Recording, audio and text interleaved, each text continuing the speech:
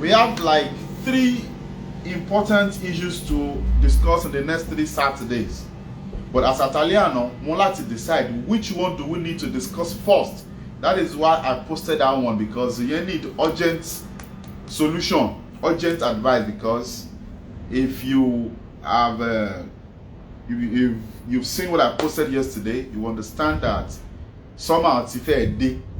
So whatever to buy she need to start planning what to do immediately. So that is why we want to discuss that one.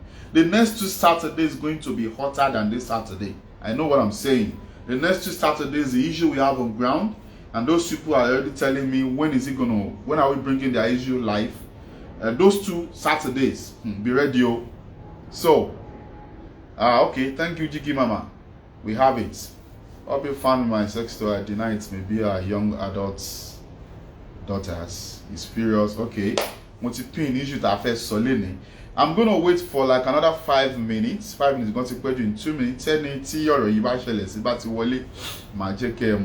the moment I have the woman, we'll start talking about it, so that Ali Magbo advice. Moniki gbogbo yin ke call me bí mo ṣe fẹ́ máa record the live. Tí gbogbo comment yin mama wá fún mi. Ẹnìkan sọ pé kí n jẹ́ kí somebody can record on your side. If you can record this on your side, please record, let me know. If you can record this live from your end and you can forward to me, or you can post on your page and I will now share on my page, I don't mind, because I've been trying to save it. I've been Bola in the class captain, I've been Bola OYG in the class captain. One in download that could record. So if you know how to help me to, so that all your comments, somebody else coming after somebody watching after the show can see all the comments at the car. Now, Madam Dan Soti Wole, let me tell you what really happened. Already, you've seen the message, you've seen the there's nothing more I need to say. I just need to do some clarifications for you. So the madam bọ́n ṣe sọ fún mi gangan rèé, fún ara wọn ni mi àti wọ́n sọ̀rọ̀. Kan tó sọ fún mi ni pé at the early stage of the marriage, àwọn àti ọkọ àwọn káwọn tó relocate. Wunmi T29, thank you, I appreciate that. Anybody who record me bẹ́ẹ̀ náà, inú mi á dùn. My phone can screen record. Beautiful. Bàbá ẹ máa ṣe mo máa dúpẹ́. Samsung Edge ni mo ń lò, bí ó yẹ kí n upgrade ní àbí. Bí a Samsung Edge mi S10 Plus àbí. S10 Plus ni mo ń lò. I don't know why tí ò ṣe bẹ́ẹ̀ o. So now, she said at the beginning of the marriage everything was going fine. Pé àwọn wà sexually active on bed. Ọkọ àwọn náà, àwọn wà sexually and romantically active on bed. Everything was going fine. Then when nígbà táwọn relocate, there is a need for you to 8 hours ìjọ káfàṣẹ clock in clock out. Àwọn ò kí ń ráyè ṣe ní gbogbo ìgbà. Though táwọn bá ṣe lẹ́ẹ̀kan láàrin ọ̀sẹ̀ méjì yẹn, àwọn gan máa ń kan sára sí ìyàwó àwọn ni pé, fún ọkọ àwọn ni pé, wàá ṣeré ọkọ mi olówó orí mi, ayé ẹlòmíì. Thank you Wunmi T29, I appreciate that. Pé inú àwọn máa ń dùn ni pé ọkọ mi wàá ṣeré, ibi làwọn máa kú sí, àwọn máa jọ enjoy ẹ̀. Pé but in the last 1 year, ẹ máa gbọ́ mi dáadáa o, in the last 1 year, pé àwọn realize pé táwọn bá ṣe lẹ́ẹ̀kan láàrin ọ̀sẹ̀ kan abẹ́ẹ̀kan láàrin ọ̀sẹ̀ méjì, there's this urge that she want to do more. She want to do more, like she's talking about 3 or 4 times in a week. And àwọn understand pé ọkọ àwọn ṣiṣẹ́, àwọn náà ń ṣiṣẹ́. Ṣé ẹnìlẹ́ni tó dé tó wẹ̀ tó shower tó lọ sùn, ṣé káwọn lọ jump on him ni? Trendy Topsy, welcome on board. That ṣé káwọn lọ jump on him ni pé come and do it. Pé àwọn mọ̀ pé táwọn bá gbé súnmọ́ ó possible kó ṣe, but àwọn kàn mọ̀ pé ṣáwọn fẹ́ pa wọ́n nígbà míì pé àwọn lè sọ fún pé ó lè jẹ́ ká ṣe pé ó lè jẹ́ bí tó ti ń wẹ̀ nígbà míì àwọn máa lọ bá ní tó ti ń wẹ̀, ìyanu dẹ̀ máa ń ṣẹlẹ̀. Pé but àwọn làwọn ń pé ó dà ń pa àwọn tí ń disturb boy. so àwọn wá wò pé ẹ jẹ́ káwọn ká sára jàre pé wọ́n á ń ṣẹlẹ̀ bẹ́ẹ̀ pé but lately because RN làwọn táwọn bá wà níbi iṣẹ́ àwọn ní enough time láti wà lórí social media pé orí social media ṣá ni àwọn ti rí pé okay sex toy wà ń bí náà pé àwọn sáìtì kan ti wà pé táwọn bá lọ síbi àwọn báwọn èèyàn bẹ́ẹ̀ lómi ṣe ń lò àwọn kan wò pé àwa ṣeré ó ti dọ̀bẹ pé àwọn bá order láti Nàìjíríà ìgbà táwọn dẹ̀ order láti Nàìjíríà baba before we proceed what age at okay wọ́n ní ọkọ I think they are in their 45-40 yeah nǹkan 47 lọ́kọ wọn mo ń guess ní mi ìbéèrè jù because mo mọ ọkọ wọn yẹn rí mo mọ ọkọ wọn mo ti pàdé ọkọ wọn rí once or twice she be in his 47 or so but madam she wà níbi 43-45 pé so sex toy tí àwọn ṣáàrí lórí social media àwọn òkúra pé they're bad now ẹnìkan pé àwọn order láti Nigeria because àwọn lè order ń bí for reason tí mi bèrè pé why lè order ń bí now wọ́n ṣáà láwọn order láti Nigeria ìgbà tó dẹ̀ máa deliver wọ́n ti mọ̀ lé àwọn nobody should touch mommy's package pé so wọ́n deliver pé ìjọ táwọn kọ́kọ́ try wọ́n kọ́ dà béèrè rírà sáwọn because àwọn máa wò pé really but ìgbà táwọn dẹ̀ fagídí ṣe ń jọ kan àwọn nìkan làwọn wà nílé àwọn ṣe ń jọ kan àwọn rí pé àwọn gbádùn ẹ̀ àwọn ò fi bẹ́ẹ̀ gbádùn ẹ̀ later làwọn bẹ̀rẹ̀ sí ní àwà déédéé ok later làwọn ṣàwárí pé àwọn bẹ̀rẹ̀ sí ní gbádùn ẹ̀ wọ́n ló wá ti di pé eléyìí tó ìtọ́kọ àwọn bá ṣe èyí táwọn náà bá ṣe pẹ̀lú rọ́bà méjèèjì kò sí àwọn gbádùn ẹ̀ pé táwọn bá ti mí ìṣẹ́ bẹ́ẹ̀ yẹn àwọn sáré wọlé àwọn á ṣe bẹbẹ fúnra wọn ìgbà míì tọkọ bá dẹ̀ ló yá bẹbẹ tún lọ pé àwọn ò rí kankan tó bá dínú méjèèjì so lójú àwọn everything is okay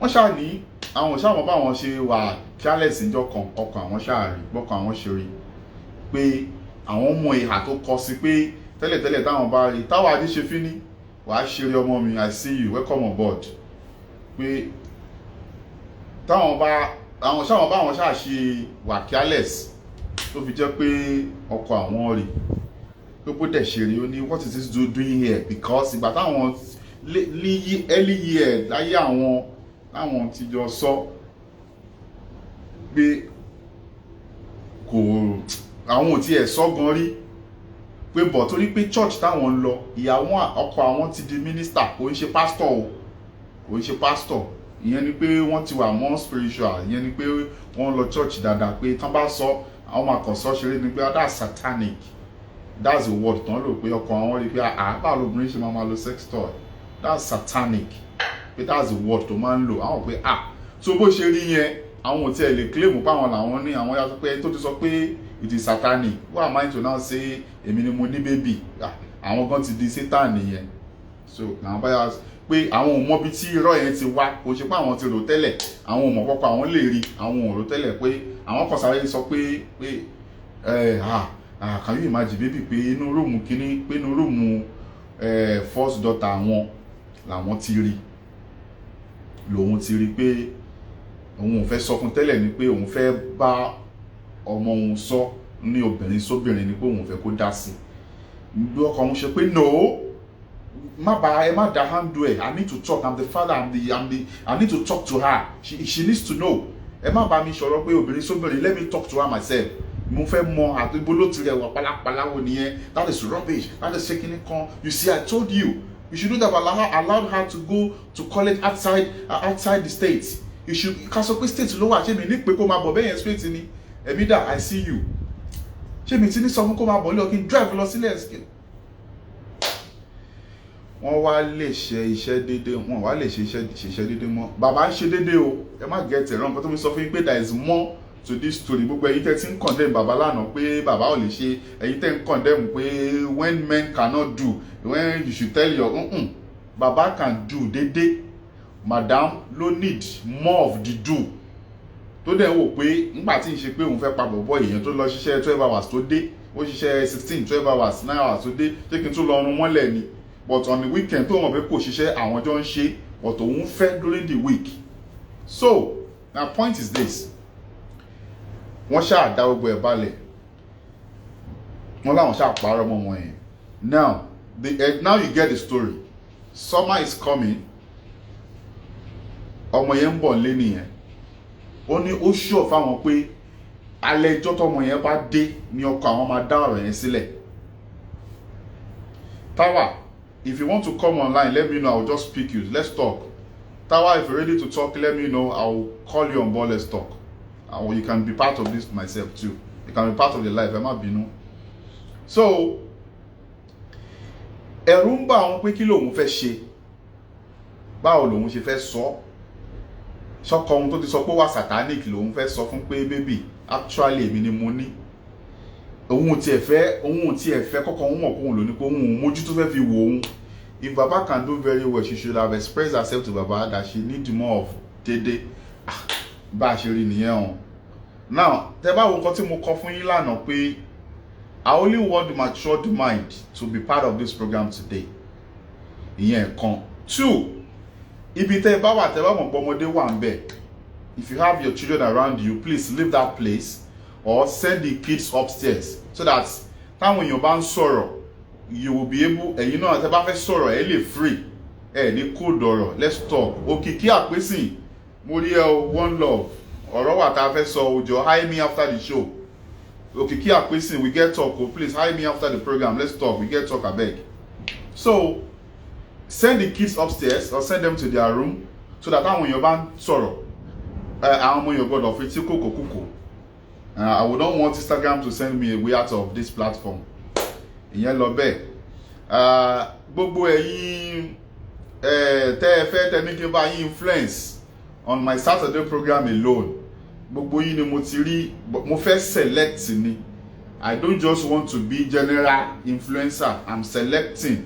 Tí n bá ti decide pẹ̀lú team mi pé product wo ni ká influence, a máa bẹ̀rẹ̀ sí ní sọ̀rọ̀ because I would mean nífẹ̀ẹ́ bẹ̀rẹ̀ sí ní influence ká máa polówó ọjà and tá à ń fa àwọn quality issue tá à ń discuss báyìí ká má lè discuss ẹ̀ pé tí bá ti ń polówó ọjà gbogbo gbà á di lábẹ́ ọ̀run tó jẹ́ pé a máa wò polówó advert, a máa wá advert 40 minutes bàbá kan sọ story 20 minutes fún wa. I don't want that. So if calm down, tó bá ta bá ti ready, tí má ti pick tí mo fẹ́ influence fún, máa jẹ́ kẹ́ ẹ mọ̀. So ladies and gentlemen, the floor is open. If you want to be part of the program live, tell me you want to be part of the program. Ẹ má gbàgbé o, tí bá ń mú èèyàn mẹ́ta, tẹ́nìkan bá sọ̀rọ̀ tán ní kẹ́lòmíì tó sọ̀rọ̀, ẹ fúnra yín lọ́rọ̀ sọ, ẹ má jẹ́ ká sọ̀rọ̀ lórí ọ̀rọ̀ ara wa so that agbo wa la máa lè understand, a dẹ̀ gain from what we're discussing.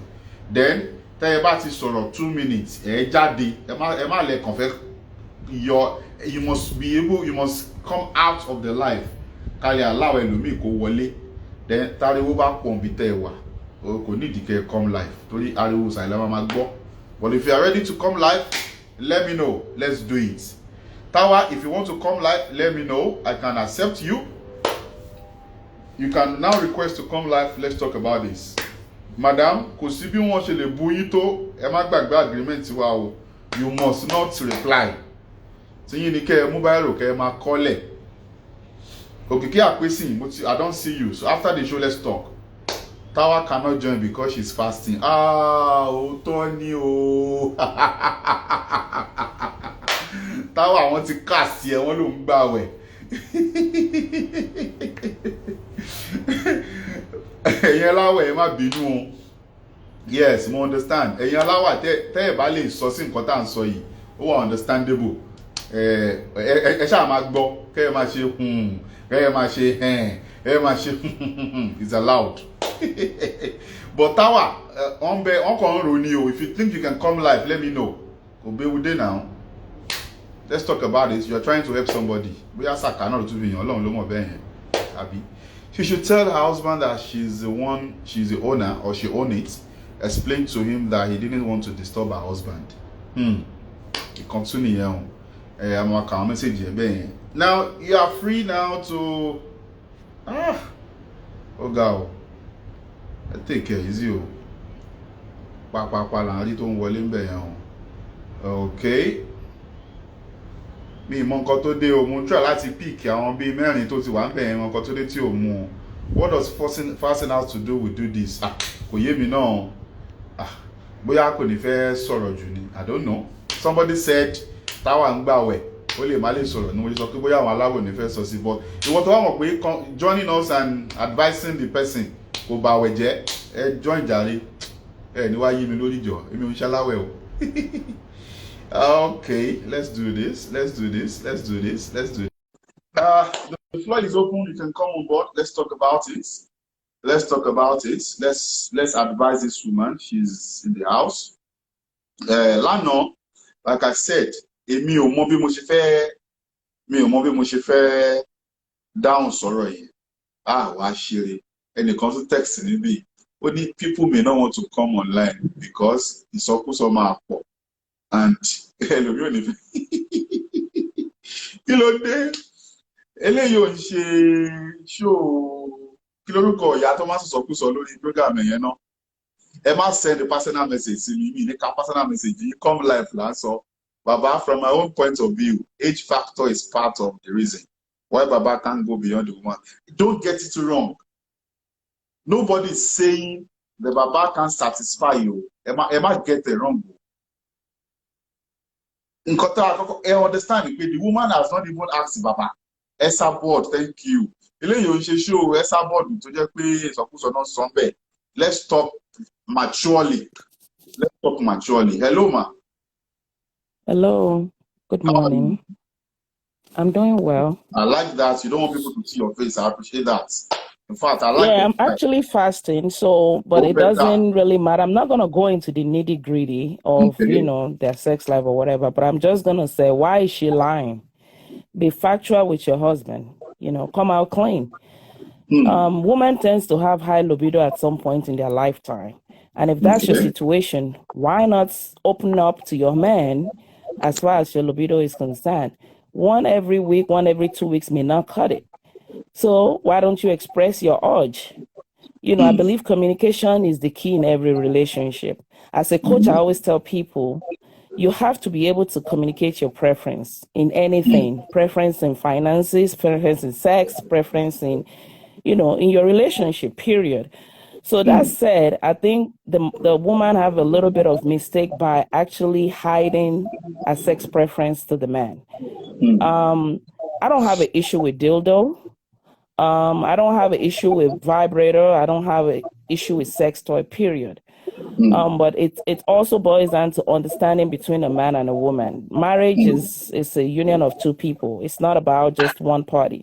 Now, if the other party don't want a vibrator or a dildo or any sex toy, then you have to be able to open up and be available, be present. You don't want your woman to be going outside to get sex. You don't want your woman to be sleeping around. If you're not servicing anybody outside of your home, I think once a week is too little for a lot of women, especially if they have high libido. And it's okay to discuss more. It might not be, maybe you're assuming for your man that is tired. He might not be tired. I was about to say that don't blame the man. The man doesn't even know what is going on, because once the woman, they confirm. So every man, I'm talking from a man's angle now. If you do it once a week, and my wife, I'm a kusile, so why do I think I need to do more during the week? That's what I'm saying. So it's better to just open up, ask, always ask. I think a problem with, African Nigerian community, I get this a lot, in my post, a lot of women are very private when it comes to their urges and feelings, and they feel a little left out when they have to keep demanding constantly for love or for sex. But the actuality and reality is a lot of men don't read minds.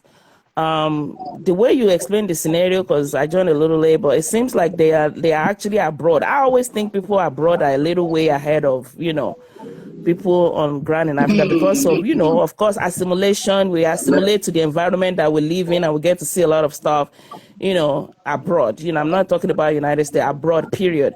Yeah. So I would think that, communicate, actually saying, hey, guy, once a week is not cutting it. Can we do more?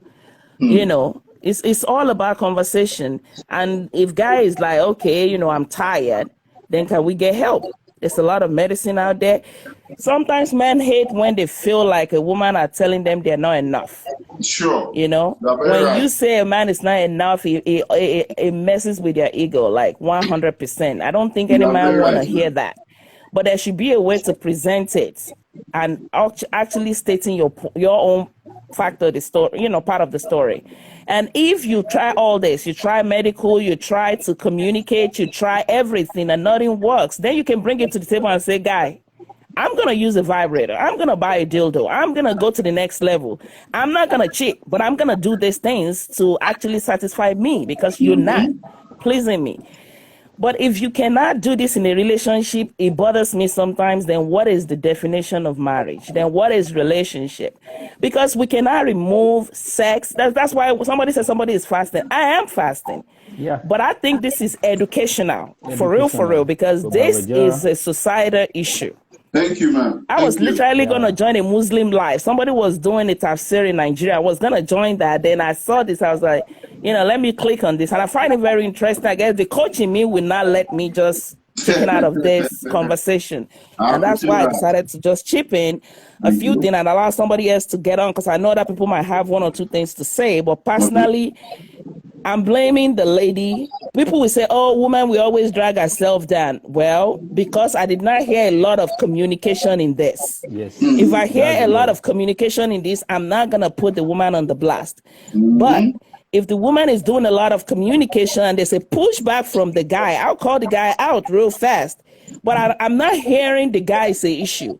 I'm hearing you tired. You assuming he's tired because he works triple job. You assuming that you don't want to bother.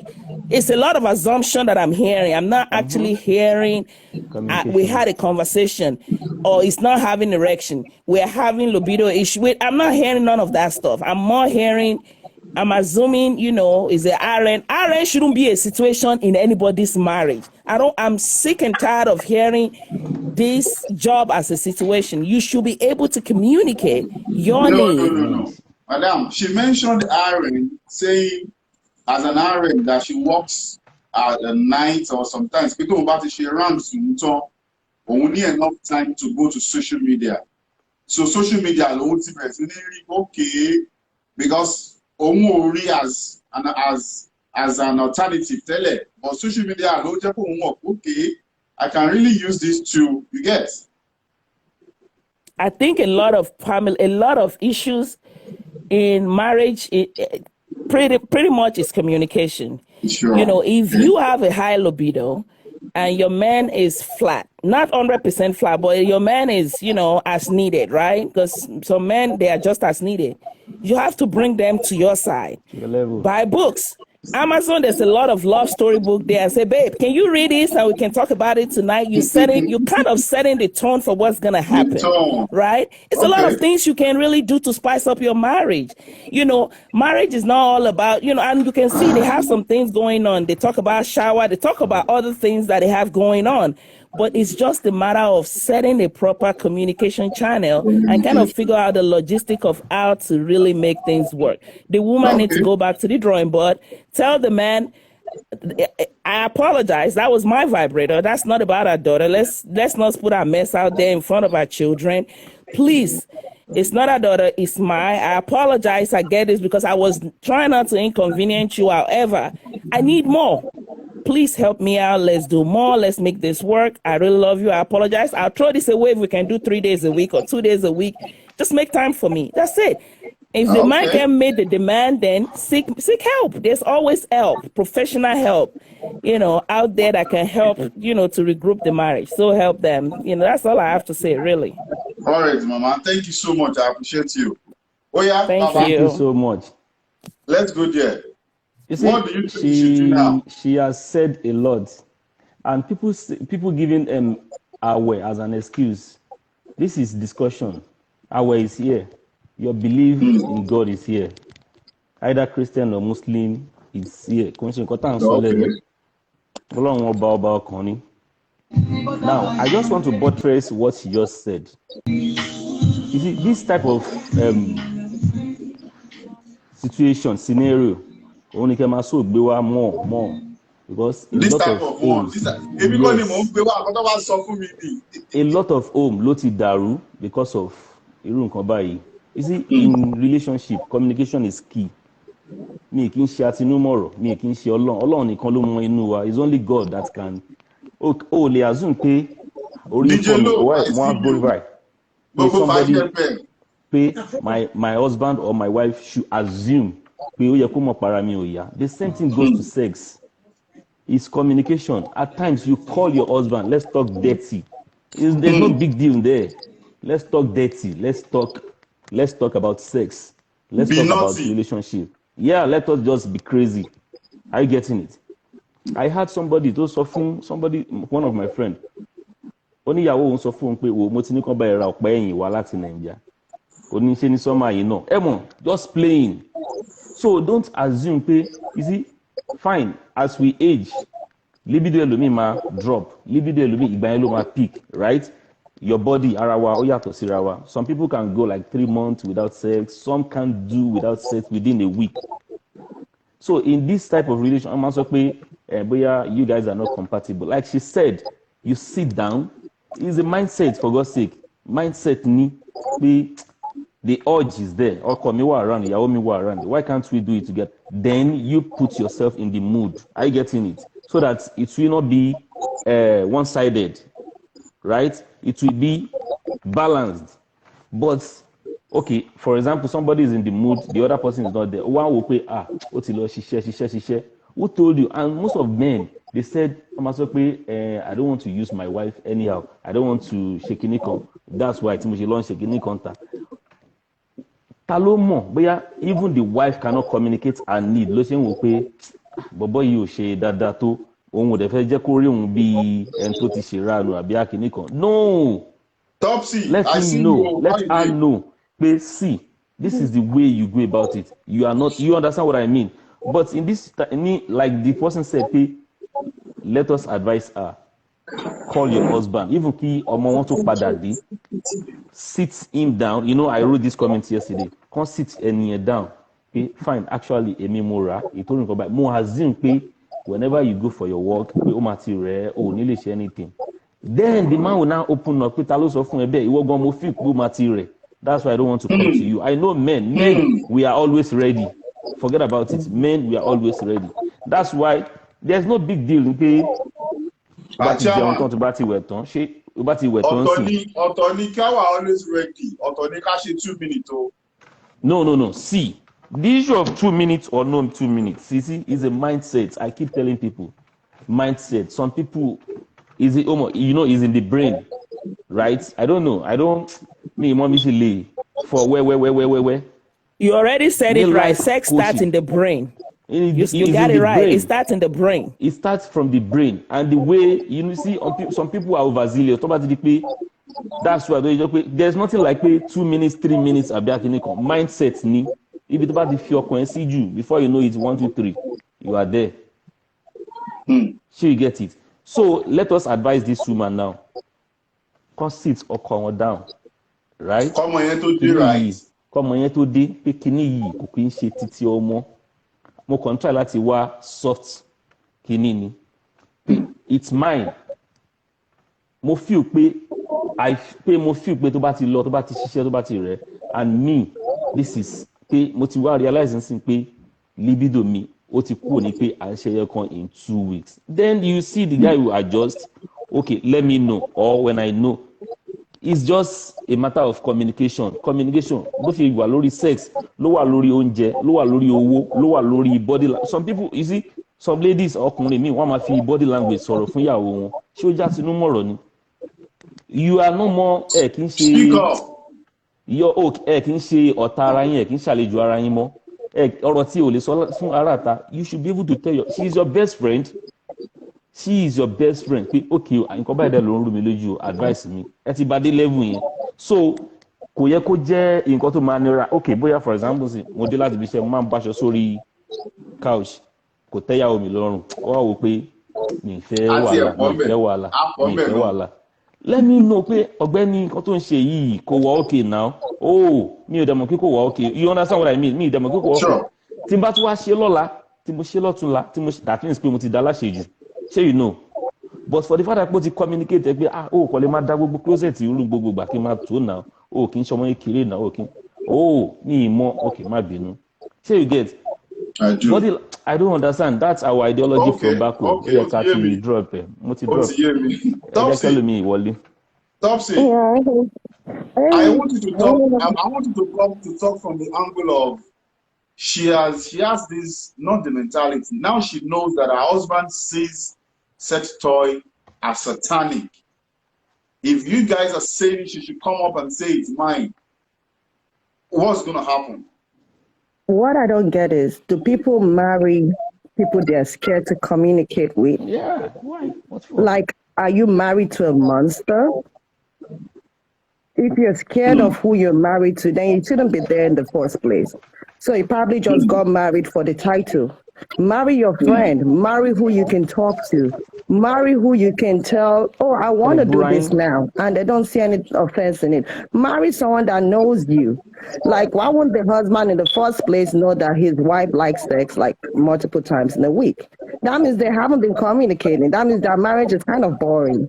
Like, what are they doing in the marriage? You should be able to, even if he's tired, he comes from work, you should be able to entice your spouse. Like, he's tired or she's tired, she's not tired, he's not tired. You walk in with a shot, he should be aroused. He shouldn't even have to ask for it. That's why it boils down to communication and both the man and the woman taking care of themselves in a relationship. Don't let yourself go. You can't be in a relationship and you start out looking good. After a while, if you're looking at hot mess, look at them. I tell people this, and I'm not saying it just to be nasty or bad or anything. Look at the mirror before you go out every day when you wake up. If you don't like what you see, don't expect your partner to like what you're seeing. Okay, Mama. Does that make sense? Like, sure. If you look at yourself and you are not appealing yourself, how do you expect to appeal the other person? And this is not just for the woman. Like, men put a lot of things out for the woman. A woman just had a child, she just gave birth, her body's gonna be out there looking a hot mess. Yeah, she might not be appealing to you, but communicate that. That might be the reason why he's probably avoiding her or doing it once in a while, maybe when the lights are off. You're able to see your husband, he comes down from work, you give yourself compliments. If you need to do something, do it. But it boils out to communication and taking care of yourself. And who are you guys marrying? Marry someone you're not scared of. Why would you even lie on your child in the first place? Like, at the end of the day, if the man accuses the child, she's going to look at that mother in a certain way, and it's going to be hard for her to redeem herself. Does that make sense? So it's better she does that immediately. Own what you're doing. And if you don't like it, if you're not proud of it, then you have no business doing it. I tell people this, if you are going to be hiding your phone at home because of a particular message from someone, then you know damn right you shouldn't be texting that person. So I'm not going to point fingers and blame the husband or the wife, but both of them need to sit down and communicate. Because you're a pastor doesn't mean you're not a Catholic Reverend Father that have dedicated your life to not having sex. The fact that you're a pastor and imam doesn't mean your sex life should be thrown away or you don't know how to satisfy your partner. Like, there are some things you chose that doesn't mean you should frustrate your partner with the decision you made in life. Like, if you don't discuss being a pastor before marrying someone, and in the middle of your marriage, maybe 20 years in, you just tell your spouse, oh, I want to become a pastor. You don't know if that person wants to become a mommy pastor. You don't know if it's her choice. Does that make sense?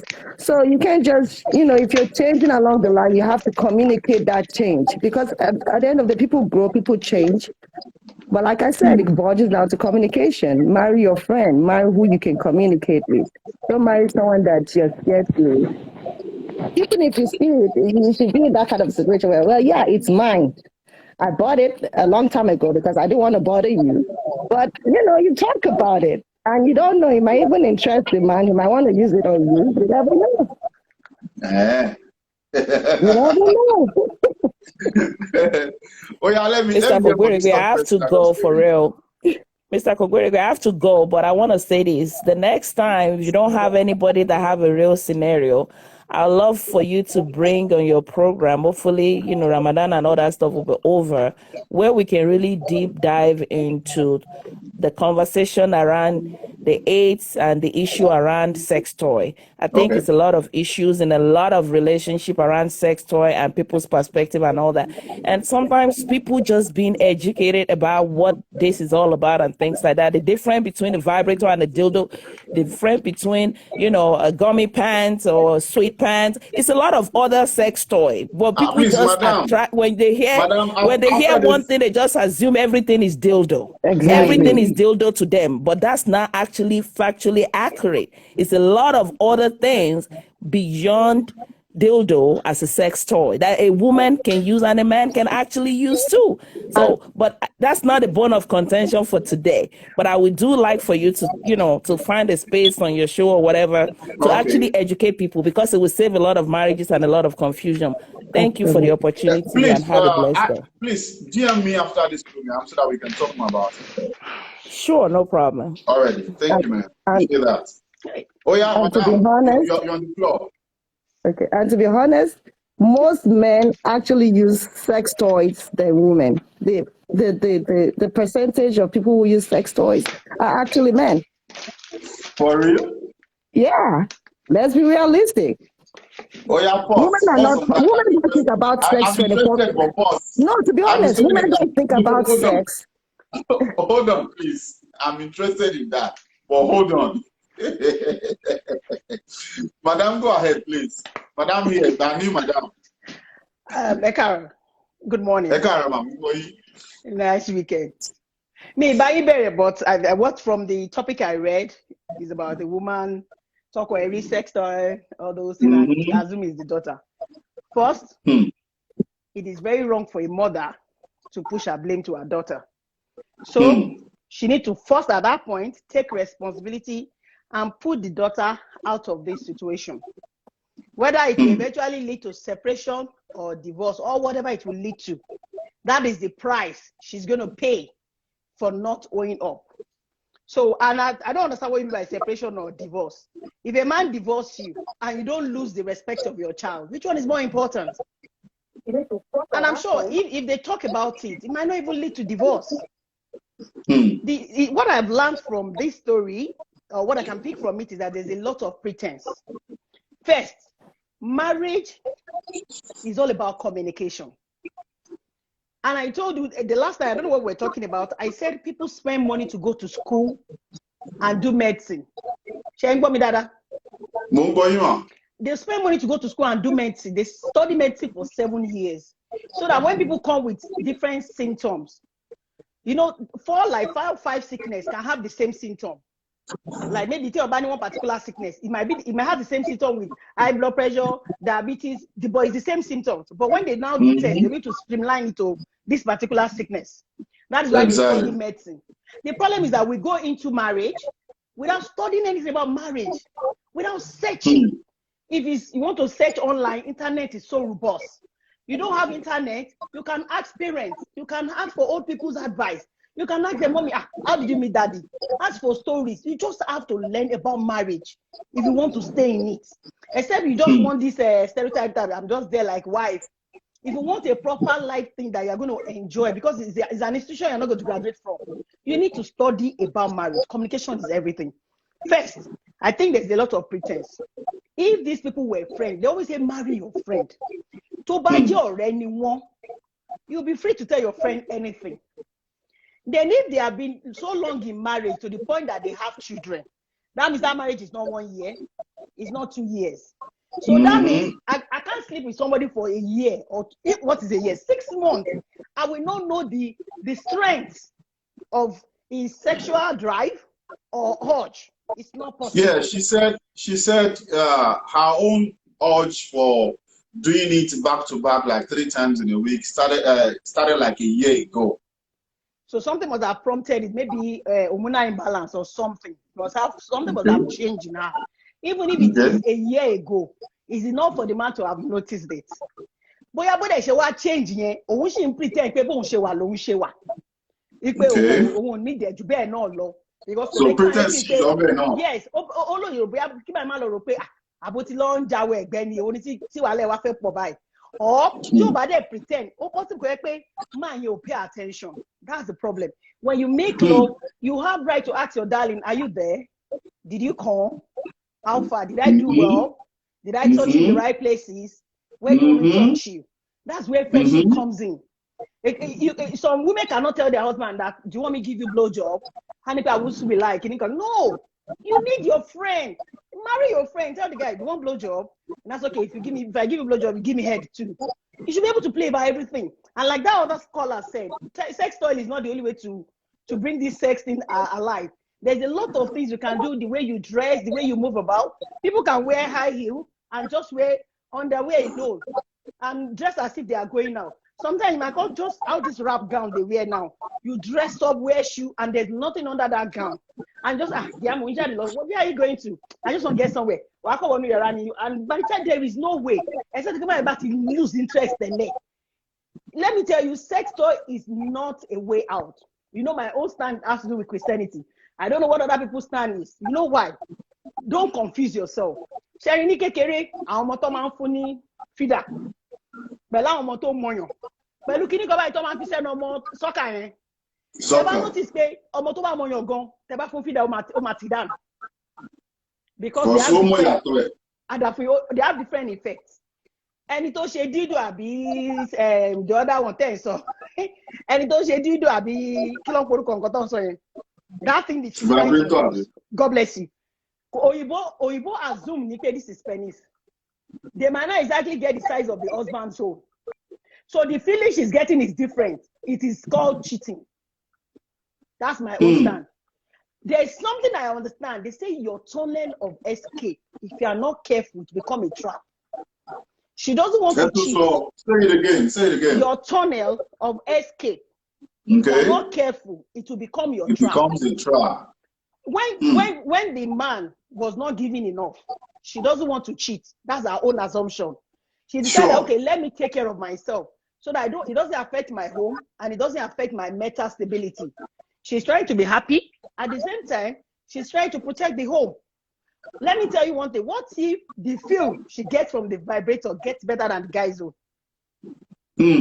And so she keeps going back. She will leave for that for 1 month, 2 months. Yes, she wouldn't bother.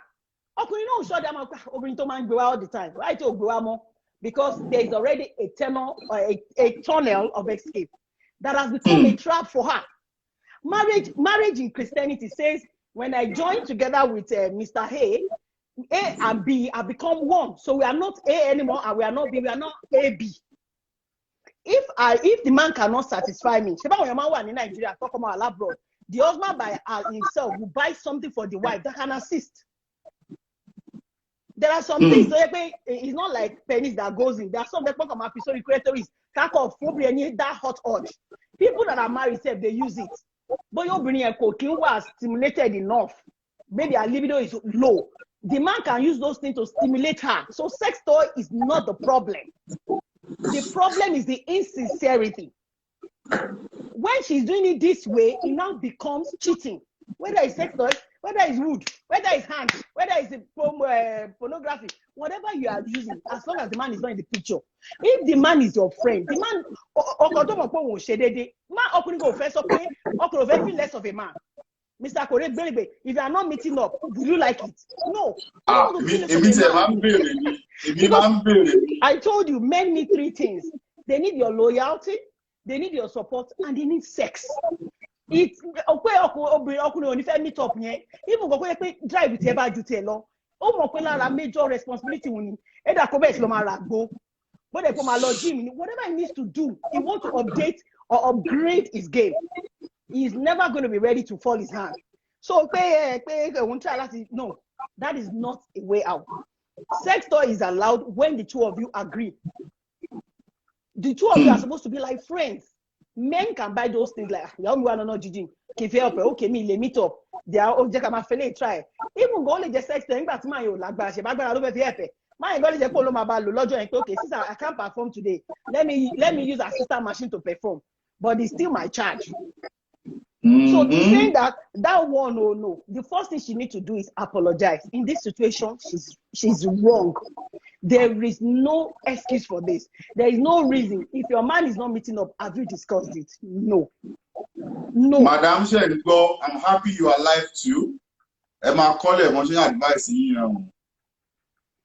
So have you communicated? We are about fire or Coloma release. Whoa, they see baby. Oh, Niso. How many baby? How are you? I'm good. No. Ask your wife. You are not good. You are not good. But why you are not good? Only man shake up at that time, but I tell you, he's going to feel bad. I don't know what am I going to do to update this thing? Upgrade. I'm here to see a man that don't want to be a man. The only thing about men is ego. You are very Men right. don't want you to bruise their ego. But when anything that bruise their ego to them, they see it as competition. Whether vibrator, whether monkey talk, whether pornography, as long as they are not in the picture, they see it as competition. And I've said this thing over and over again. That men, it depends on what you address in them. There's a king and there's a fool in them. Depending on what you address, baby. I want to say something to you. Even though I don't want body language communicate. Body language can communicate a lot. I might be from those kind of reserved family that cannot tell a man I want to have sex. But what does your husband expect? When you shower, you dress up, wear nice shoe, then your underwear tells stories. And the kind of clothes you are wearing, if you just take it off, you are exposing a lot of things. Except the man is dead. He's going to live up. First start work for only you are not eating in the dining, you are eating in the bedroom. But my pants is he dead? Let me change the channel TV. Change channel TV. Change TV. So, me, I don't know how they enjoy the vibrator because vibrator, you are going to be helping yourself and you have to be alive doing it because you need strength to push it. If your man is doing it, at a point you are not aware, you are gone, and he's doing the work. For vibrator yourself, I don't know how it gives anybody any satisfaction because you need that effort, you need that mental alertness to do it. So that's why I said your tunnel of escape becomes a trap. If it will get to a point, that thing will not satisfy that woman anymore. Because for you to get to climax, it must get to a point you are not aware of your environment. But if you are using vibrator and you are not aware of your environment, that means the vibrator will fall out of your hand. Is that not? Because that means Madam's supposed to be in cloud 7. Yes. But with the vibrator cannot go with you to cloud 7. Because she has to be on ground to hold the vibrator. So she can never get to that point. So she needs that all the time. What they are just lacking is just communication. If you marry your friend,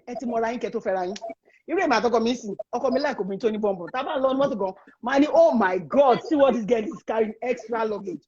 No,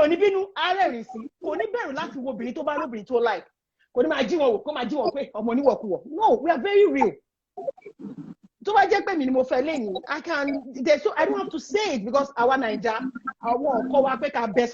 but there's so many ways you can call for something. There are so many ways. Over even though Madam Fugade Jumo, only better support is a bit. I want your pastor. Only you can say, Daddy, I need a flight to Jerusalem. Oh, Daddy, please, I need you to deposit and make no withdrawal from my account. Have you tried all those ones?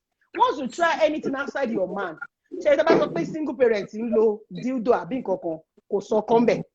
Once there is a man, anything by the side of the man is competition. Okay,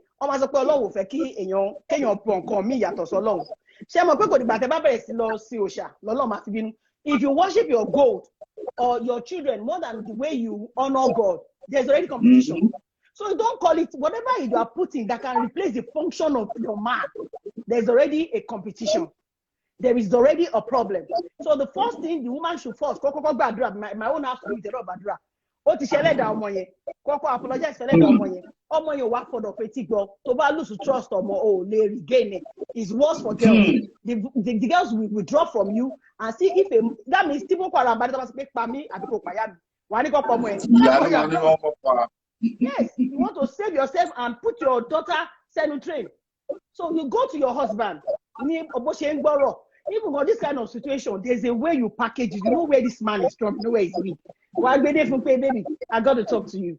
sọ wọn pé kí nítorí yẹn ẹ̀rù ló kàn bá mi láti sọ fún ẹ èmi ni ọ̀dọ̀ mi ló ṣẹ̀sì gbogbo tó máa sọ pé separation ni ó máa lè sí divorce police àkókò èdè bí ìta sọ like last week ago ọkọ yẹn ń ṣe tiẹ̀ ni ṣé ọ̀n rẹ́pù ìyàwó àwọn èèyàn wọ́n lè ṣe máa wà ní marriage ni if the man is for you he will stay ṣọ́kọ̀ kò ń ṣe mistake ni kò ń yálé ní ohun gbogbo tó bá jókòó tó rori àwọn pé mo mess up lórí àyò I need to upgrade a dey upgrade rẹ kí ló fẹ́ sọ dìjà fún ọkùnrin yẹn gan sẹ́yìn sọ fún ipò nífẹ̀ẹ́ káwọn aráàta gbọ́ pé ìgbà tó wò lè ṣe bí ọkùnrin ìyàwó ń lo dídò àwọn yàrá fi ṣe yẹn pé tó bá ń sọ̀rọ̀ wòjá gbọ́dọ̀ jáde wọ́n tẹ́ pé kí o lè ṣe ní ìwọ́n tẹ́ pé dídò ìyàwó ẹ̀ fi kò ní support sọ fún aráàta kí ìyàwó yẹn lọ confess tó bá sọ fún aráàta the man is not for her títẹ̀ mi ò ní lọ if the man is for you he will stay I would rather lose a man than lose my child because my child is my life each time you give birth you have lost a life to regain a life. You rather lose a man than to lose your child. No. Because ní lose kankan náà méjèèjì. Mo kàn sọ if you get to that point where she says separation. Tó bá fẹ́ bímọ, ẹ̀mí ti lọ, ẹ̀mí tún padà bọ̀ ni. That is why the love between a child and a mother is more than any romantic love. But the love between a man and a woman is just the biblical love, the standard of God. And the standard of God says the two of you are one. So why are we trying to separate it? So my take is this so that people can talk. Marriage needs communication. Marry your friend. Marry who you can talk to. Walk up to the man. Be a strong woman. Go up to the man. I am sorry. It has not to do with my daughter. It is me. I am sorry. Please find your heart to forgive me. Manage him. Don't argue. Don't justify why you are doing that. Because you have not adequately communicated it. Don't justify. Justification ló máa ń fa kò sọ́kùnrin tí ò lè gbọ́rọ̀. Obìnrin máa ń agídí ta fi ń sọ̀rọ̀ fáwọn ọkọ wa ló máa ń dà pé wọn kì í gbọ́. Tó bá fẹ́ mo jẹ̀bi mo wá ń justify nǹkan tí mo ṣe. Máyẹ̀ náà ò ní gbà. Mo jẹ̀bi láìsí àlàyé. Láìsí àlàyé, I am so wrong because I never asked you, I never communicated it. Even gba kan sọ ni wọ́n lè máa fáyà kí máa woman máa pretend pé òun gbádùn kò lè gbádùn. Kò lè gbádùn. Máyẹ̀ kò mọ̀ bóyá ó fẹ́ sí. Máyẹ̀ kò tó lè máa ṣàánú ẹ̀pẹ́ tó máa lọ bí iṣẹ́ kí má pa á nà. So tí woman bá fẹ́ kọ́rọ̀ èkó níyànjú kó lọ bẹ woman kó lè sọ pé 100% I am wrong. This is the problem. My libido changed like a year ago, maybe due to hormonal imbalance, I don't know. And I never find out. Please help me, my husband. What is the way forward? Are you going to help me? Are we in this together? That's all. Thank you. Thank you, I appreciate you. You know, madam, I told you that I so much believe in people coming on my show. And when you're expecting me to advise you, I tell you, hey, bring it on. Let's go discuss with that. Like I told you, in the next 2 weeks, I have 2 issues that I need you people to. In fact, Tia, I come live with you, Mama, what you come live with me? Like, but the first 3, the most important, everything I have in my DM now, they are all important. But the most, àwọn tó jẹ́ wípé a gbọ́dọ̀ máa discuss yẹ kíákíá mẹ́ta ni. Number 1 lélẹ̀ ó kù méjì. The next 2 weeks gbọ́dọ̀ máa yọjú ó léwu o because àwọn yẹn ó ti kọjá advice nílé fún just like this one. If you still want to come on board, let's talk about this. Olóòtú mi, my producer, how many minutes more? Please let me know. The only time will be by. So all those that have spoken well from places of knowledge, very priority. So I have like 10 minutes more, right? So let's have like 1 or 2 or 3 so that we can just wrap it up today, madam. If you want to advise you, advice here, on something because you're how you have to talk to your husband. How many minutes more? Really? Olóòtú mi ní ká máa bá àníyàn lọ pé kò sí o pé orí omi láwà a máa ṣe fàájì lọ. Now, if it's about advice tí àwọn èèyàn fún yín sí madam, what they are telling you is you have to go and apologize to ọ̀gá and say bàbá èmi ni mo ní o ní tó bá wá ṣẹlẹ̀ lẹ́yìn yẹn, because what they are now saying is you need to tell your husband it's yours. But for everybody that is going to come on board now, don't you think we need to educate the Oga that dildo is not satanic? Or do you think dildo is satanic? Me, maybe I get the question from here. Do we need to first educate Oga? Anybody using dildo or sex toy, it is satanic. So it is not about the husband knowing that it belongs to her. It's about the assumed, let me use the word, the assumption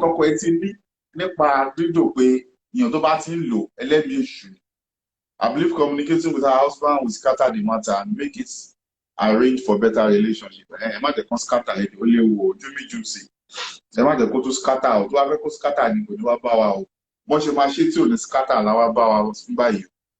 You can tell me if you want to join me live. I can't just pick you. If you don't want to come live, I can't pick you.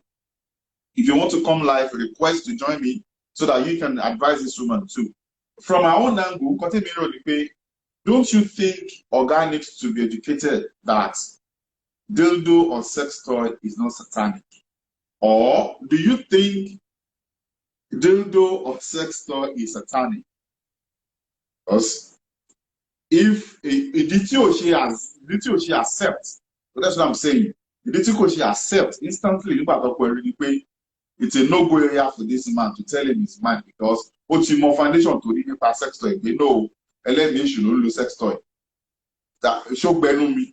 Who am I to say it? So, Emin Roni, do you think my Oga needs to be educated first? Or a kind of education go own up to it?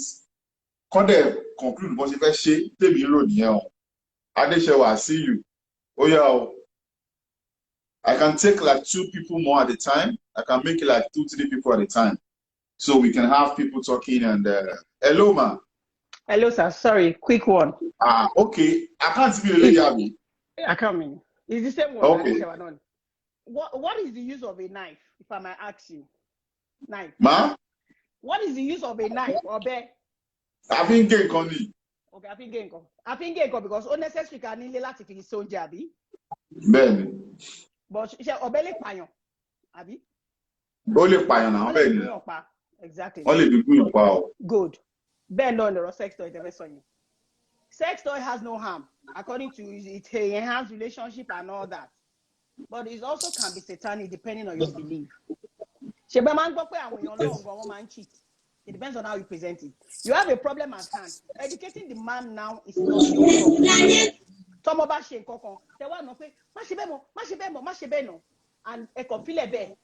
there is no explanation. Like that correction, right? Because there's no adequate education about what that thing is for. Before you can start educating this man, you first need to bridge or build your friendship with that man. You must get comfortable to some things. You want to talk about it, you are comfortable with dirty dressing, G-string, all those rustic way of moving your body. You can't move to sex toy. So sex toy education straight is not the man's problem now. You first need to build that relationship, boost your romance first. Never say romance they become. But because we don't pay only too much. So it's not save that marriage first, build friendship, boost your romance, then move to that point. It's not your work to educate that man. There are so many things you'll be doing. The man to start doing research on how to boost that relationship. Just addition. Madam, any suru, Madam to answer any suru. But also they feel like 5 years share with the ariwo no radio ti fẹ́ máa wọ live. Go ahead. Thank you very much. Báwo Fàájì FM lẹ́ni o.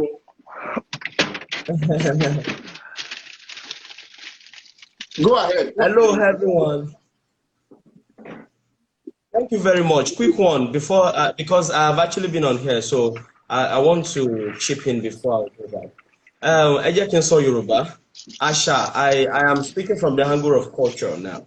There's a question for that lady, and they've been together for several years. Grown up daughter. Want to be for 20 years or more than that. Yeah. So the question is, did she manage that man for that long duration, like 2 decades or more?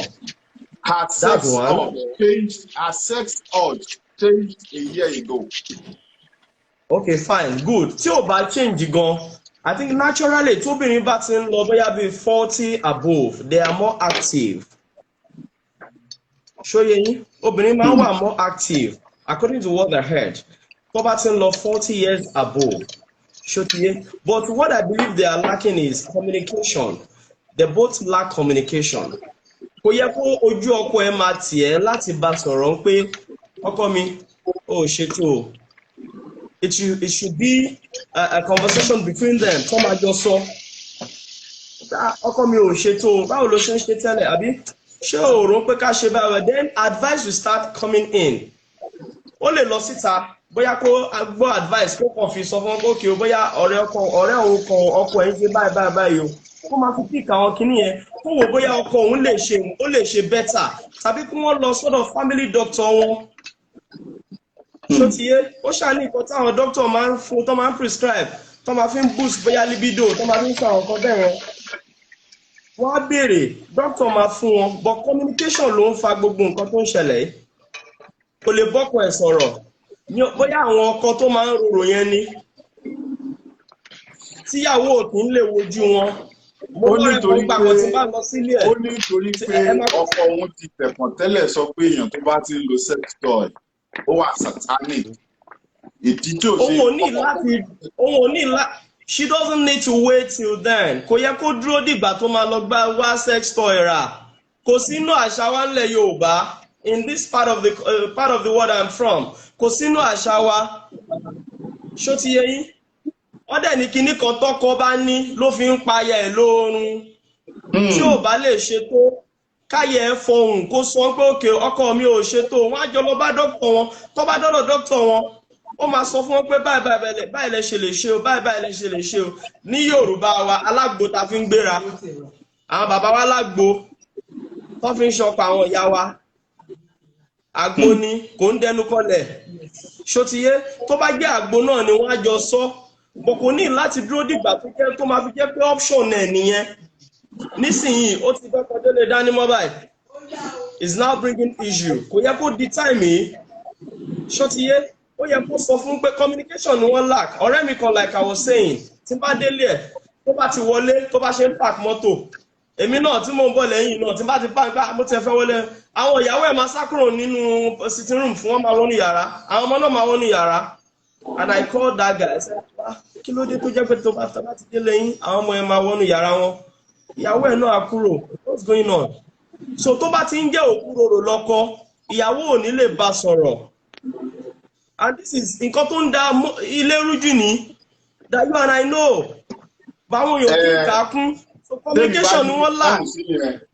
Àwọn èèyàn ń ṣọkọ àti ìyàwó wọn. Yóò ṣọkọ àti ìyàwó. No, ọkọ àti ìyàwó ni wọ́n. Ilé tó bá like you were saying. Ìfẹ́ wà. Ẹ máa gbọ́. Wọlé lọ, láti ti dé yẹn. Something is wrong somewhere. Yes. Ara àwọn nǹkan tá à ń sọ náà ni. Okay. Ara àwọn nǹkan tá à ń sọ fún olóògùn náà ni. Ẹ má yìí sí lọ, ẹ bá ṣe lè bá wa dá sí owó. Madam, you're on the floor now. Ṣé mi? Bẹ́ẹ̀ni, olúwa mi. Okay, just to clarify first, nǹkan tí mo type ṣe wọ́n pé chat ń gbà mí, ó máa ń wà kò ń give picture. So what I'm trying to say is, ọ̀rọ̀ yẹn máa dàrú, like the man would definitely be upset. But it will take them back to the drawing board. That's what I was typing. So that was what I was trying to say. Oh, ma scatter, but one will rearrange it for a better relationship. You get it. So everybody thought it's all. Can I repeat? They've spoken well and they've spoken my mind. But in terms of education, nobody's going to educate that man about sex toy. He's a grown man. People are always entitled to their opinion. Only right at some women don't appreciate what sex toy stands for, right? So same goes to a man, especially a man that is spiritual. But in Kote Miri Nipe, sharing social media is doing more harm than good. a lot of nǹkan tá à ń rí tá à ń fìdí mind wa pẹ̀lú ó mess up pẹ̀lú brain wa pẹ̀lú physical life wa. Madam Jewelries, ẹ bá wa yí lọ́lẹ̀ o. Ṣé ìlú ló bí àwọn ọmọ kan?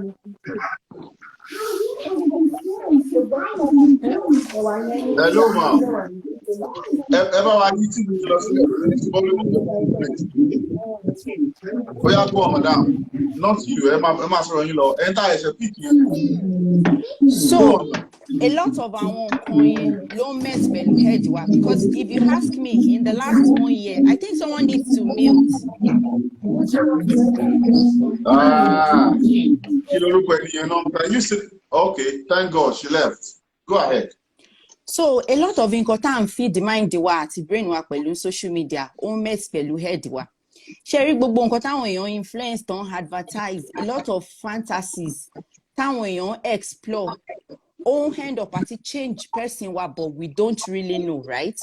Because if you ask me, like, I'm not trying to judge, but if she has seen that on social media, she has ordered it from Nigeria, it's because she wanted to explore her own sexual fantasy, lower the income me.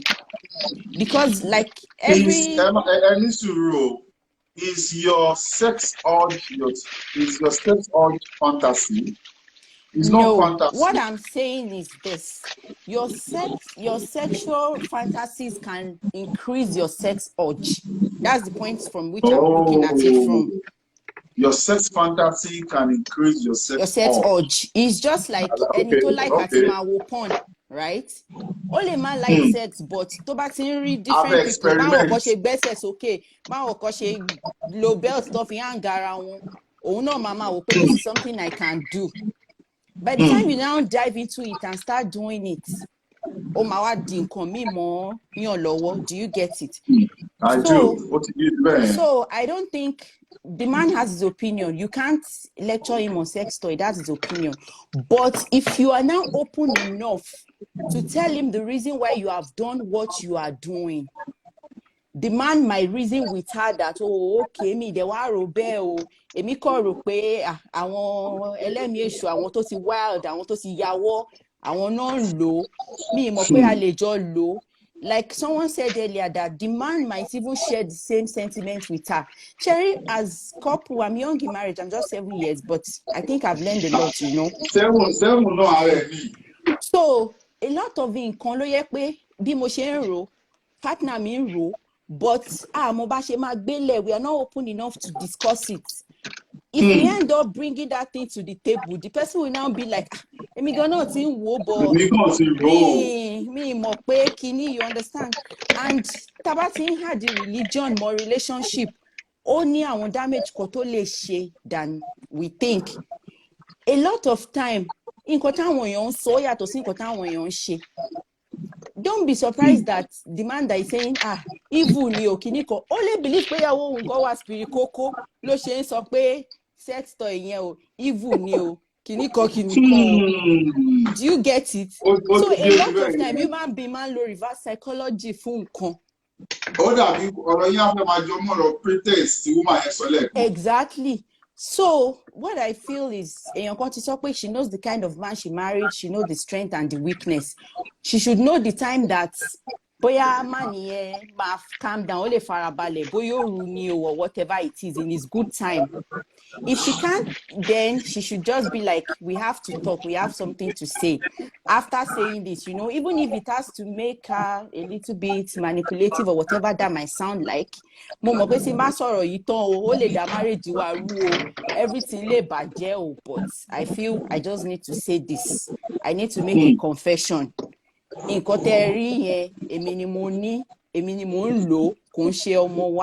I know you have said this thing has to do with the devil. Maybe I'm even possessed of the devil. I don't know. You know, all those lapses that the man wants to bring, she should bring that forward herself. Even she herself should judge herself. Oh, got to castigate her already, you know.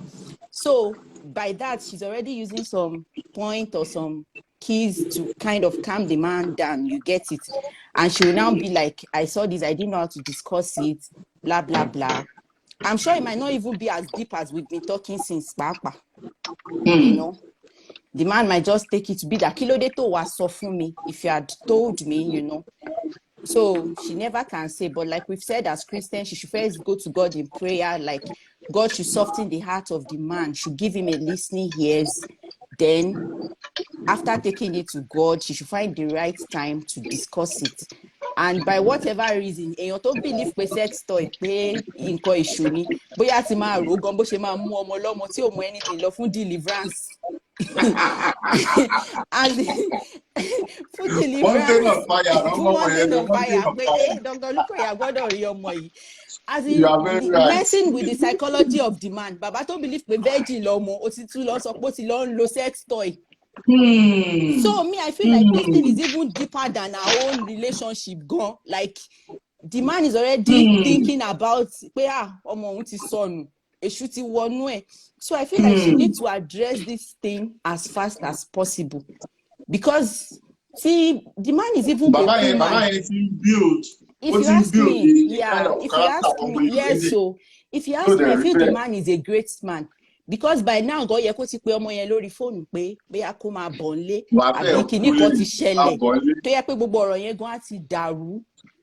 So for the man to still be calming down and be like, let the girl come, I feel like God is also helping her to buy time to kind of solve all this problem before everything escalates. So gbogbo ẹ̀ náà ọwọ́ woman yẹn ló ṣì wà. She should find a way to, as quickly as possible, discuss this with her husband, apologize, and whatever that is. And I pray that God will help her along.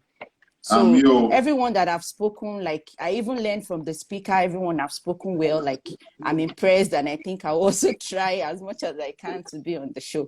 You are doing a good job. Saturday, same time, you have to give advice next week Saturday. It is well, no, anytime. Thank you, man. Thank you. I appreciate that. Yeah. Okay. Who else? I have like 4 people here standing. Let me see if I can get you guys to come online so we can just get this done. Let me see.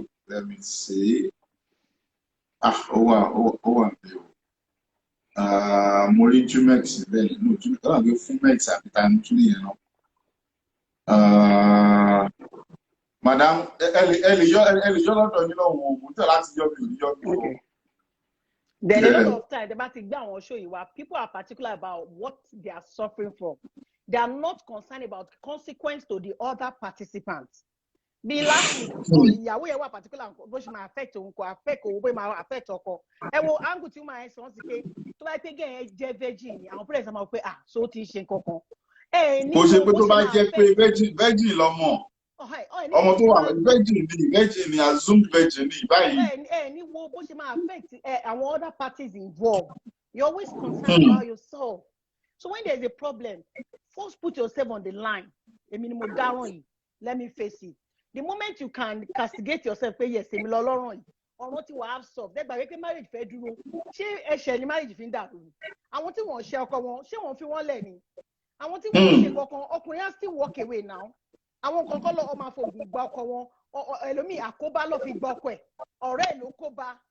What is important is that all of us fẹ́ kó dúró bẹ̀ wá dúró. Àwa ti rí àwọn tó jẹ́ pé ọ̀rẹ́ ló connect ìyàwó mọ́ ọkùnrin. Òun ló lọ pọkọ náà pé ìyàwó ẹ̀ wá ń bí báyìí.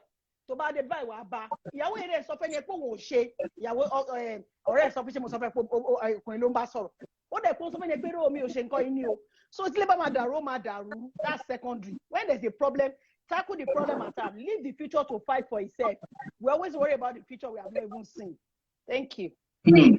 Mami. Thank you so much. Ṣé ẹ ti rí pé dàda ò lè jà àwọn lábúrò tó gbójúlé àwọn èèyàn wà nílẹ̀ tó bá mi advice madam. Madam, how you dey? I do. How yourself? I know pass my boundary. I don't out there. Go ahead, man. So I was just thinking, in marriage there's a place of communication. Because for we're looking at make advice to be but how about the man? You know the man go on local, but to be ba le fi run ko ba ipamọ́ fún mi. Àwọn kan wo ni mi ò mọ̀ tó ti fi pamọ́. Do you understand? I'm pretty sure that is why the woman was not able to say pé èmi ni mo ní and throwing her child under the bus. Because ibi tí communication bá wà, kíní tó ń ṣe yìí kò débẹ̀ o. We go tell each other now. Àbí kò ṣàjẹ́ pé téèyàn bá lè express rẹ̀ fọ́kọ ẹ̀.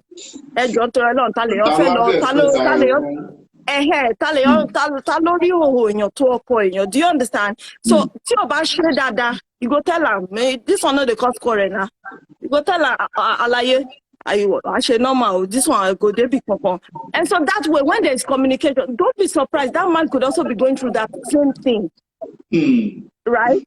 Because most times, no, Elomini, after marriage, maybe 5-10 years, a lot of things might change. The dynamics could have changed. So how do we move from point A to point B? How do we improve this thing? How do we, you understand, Oberima, Bimo, and Komi might change, Okurino, you understand so many things might change, but if they don't communicate, and so when they communicate, that's when you know what's on the other person's mind. That's one. And so for the man, ó lè máa rò pé obìnrin lè máa rò pé tóun bá gbà fọkùnrin yẹn ń sìn á máa wò pé àṣírí wo ló tún fi pamọ́ fún mi.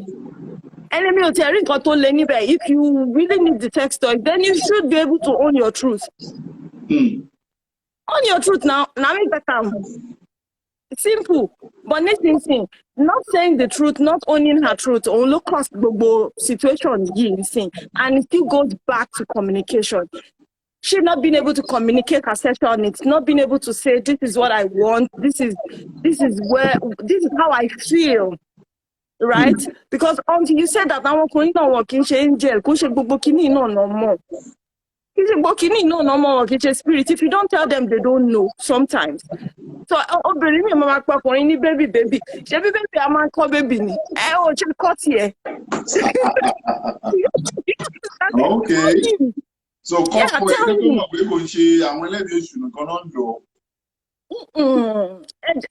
sincerely,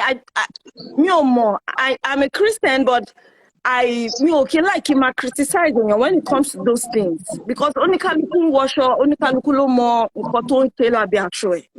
we have, in fact, in Elomi faragba yawo Elomi you understand? So like him criticizing when it comes to that, but I sincerely believe that when there is communication, ṣọ́kò tọkùnrin tó ra sex toy fún ìyàwó ẹ̀ ni.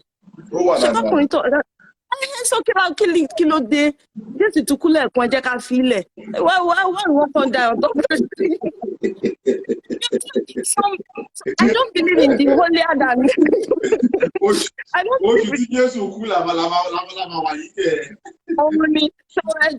don't believe in the holier than thou kind of situation. Okay, ó ti délẹ̀. What next? I don't always like thinking backwards, like what next? We are here. And so that also means that she would have just anything to about Marshall, it's not even thinking about the sex toy itself, Christian thing. All the man wrote, so bring if you room buy for me. Or do when the low thing low. And you know how that hurts a man's ego, right? So that alone. Only Jacob is a Christian level or spiritual level, so me dada. Bring you there for me. There are quite a lot of questions, and until they communicate that too, even to back to Yahweh back, there are a lot of questions that will be left unanswered. And so they need answer. So let me show Nicolon low, let me to Nicolon. I want to Christian one rafun yawo. Do you get it? So it depends. Everybody. So Kiwani, I don't sincerely I don't criticize them because everybody needs it here, Lara. But if sometimes when we talk about sometimes I don't like when we spiritualize things, like can make it too spiritual. Can need clarity about what we're talking about itself. Yeah, that's why I said people that are my church should not come on today's show. I want everybody to say it as it is. Exactly. I don't like when we spiritualize it. Okay. Ọlọ́run tó dọ́kùnrin tó dá obìnrin kò sí anywhere ní Bible tó Ọlọ́run ti kọ́ Adam bó ṣe máa bá Eve sùn náà. Àbí? Kò sáàrí níbẹ̀ tó ti kọ́ pé ó yá bó ṣe máa ṣe lélẹ̀. But Ọlọ́run tó dá wọn tó ní kò dá kọ́kùnrin dá wa, ó ní reason, ara ẹ̀ náà ni. Àbí? Ara ẹ̀ náà ni now. Yeah. So I strongly believe that See, maybe libido is maybe way too high or whatever. Anybody no dey share anything to help her, right? But there's a place of transparency in a marriage. There's a place of communication. So that way they're on the same page. That way they're on the same page. Sometimes when they just okay, on láti up game. And this is, you will not be surprised if the man also is just feeling like, oh, ìyàwó mi ò like wàhálà, kò like nǹkan tó le, jẹ́ kí èmi náà rọra máa ṣe jẹ́jẹ́. Tó dẹ̀ jẹ́ pé ní ọkàn ẹ̀, he also has his own fantasies. Tó kàn wò pé, but because our méjèèjì ò jọ communicate that side of them. And if èèyàn àtèèyàn jọ fẹ́ra tẹjọ́ sùn tẹjọ́ ríro ara yín tẹ wá ń fi irú nǹkan bẹ́ẹ̀ pamọ́, it go hard o. It go hard now because you get it. So I feel that this is not even the main. If one more love,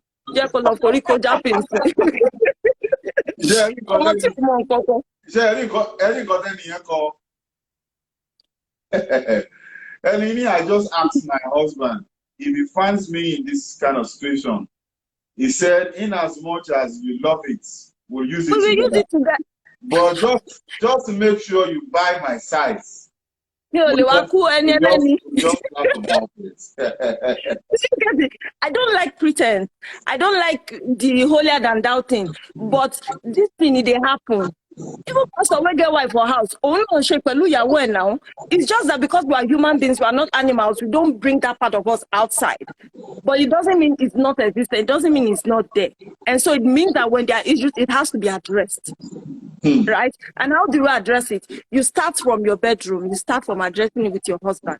These are things talk about we laugh about. Just laugh through and we're just done. Yeah. I'm telling you, because giving not about one in Letico see communicate. Focus on so many things. So why not discuss it? You be forming a motive okay, told they were okay. All they be could have been along go Fepe. Thanks, Mama.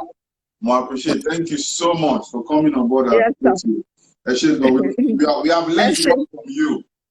All right. My producer, how many minutes more? So now let's take one person more while I'm beginning to let me start to round up the program. Like I said, I appreciate you guys for coming on board today. If you still want to talk, I can still take 2 people more before I go, but I want to start to round up so that by the time I'm meeting ever sorrow, I come on learning. Now, I want to continue pinpoints, lady. Number 1, the top on the list is communication. Communicate with your husband. Communicate with your wife. Communication, communicate with money because our marriage. Communicate lórí ẹ̀yin méjèèjì. Ṣé from the bed ẹ ń gbádùn ra yín sọ́kọ ẹ ń ṣe dáadáa tó ń ṣe tó ṣé ẹ̀kan ṣe lọ́sẹ̀ ló ń ṣàbí. There's no point in you kẹ́ ní kàlẹ́ndà àbábá máa ṣe ń Wednesday máa ṣe ń Thursday. Ẹ bá ti ní kàlẹ́ndà gan kò wá okay because ẹ ti ẹ mọ̀ pé àwọn nǹkan tí àwọn mood tẹ́ plan fún tó kọ̀ ṣẹlẹ̀ yẹn gan ló máa ń dùn jù. Àwọn ló máa ń dùn jù tó pé ẹ plan fún kọ̀ ṣẹlẹ̀. Tó jẹ́ pé ẹ kàn rí pé ẹ̀kan para bí tẹ́ tí ń ṣe bí ẹ̀wẹ̀ tán ni àbótí ẹ̀ ń múra gan lọ́wọ́ ni àbótí ẹ̀ ìyàwó ẹ̀ kàn ń para mọ̀ kó ìyàwó èèyàn bẹ̀rẹ̀ ó kàn ń pa ẹsẹ̀ ó kàn wà láti ìgbà ọmọbìnrin yìí kí ló fi ń hàn mí yìí kó tó sọ nǹkan bí ìka mọ́bẹ̀. So ẹ communicate pẹ̀lú ìyàwó àtọkọ yín, ẹ communicate pẹ̀lú ra yín pé madam irú ẹ̀yẹn ń sọ lẹ́ẹ̀kan pé tẹ́ bá ń ṣe you can ask am I touching the right place? Am I doing it right? Is it ṣé mo ṣe dáadáa? It's not because aṣẹ́wó níyàwó ẹ̀ kò ṣe pé tí ọkọ ẹ bá ti ń béèrè bẹ́ẹ̀ lọ́wọ́ ẹ̀ kò ṣe pé ó ti ń ṣe ń ta ó mọ̀ wípé ẹ̀tọ́ òun ni as ọkọ láti make sure pé òun tẹ́ lọ́rùn.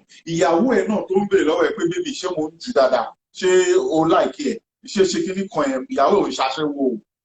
She just want to make sure everybody is happy. Ó fẹ́ make sure wípé o ò ní wò ta. Ó fẹ́ make sure wípé tí wọ́n bá tiẹ̀ wá sí pé wọ́n ka òun wò ta wọn ní sọ pé torí pé òun ń ṣe dáadáa.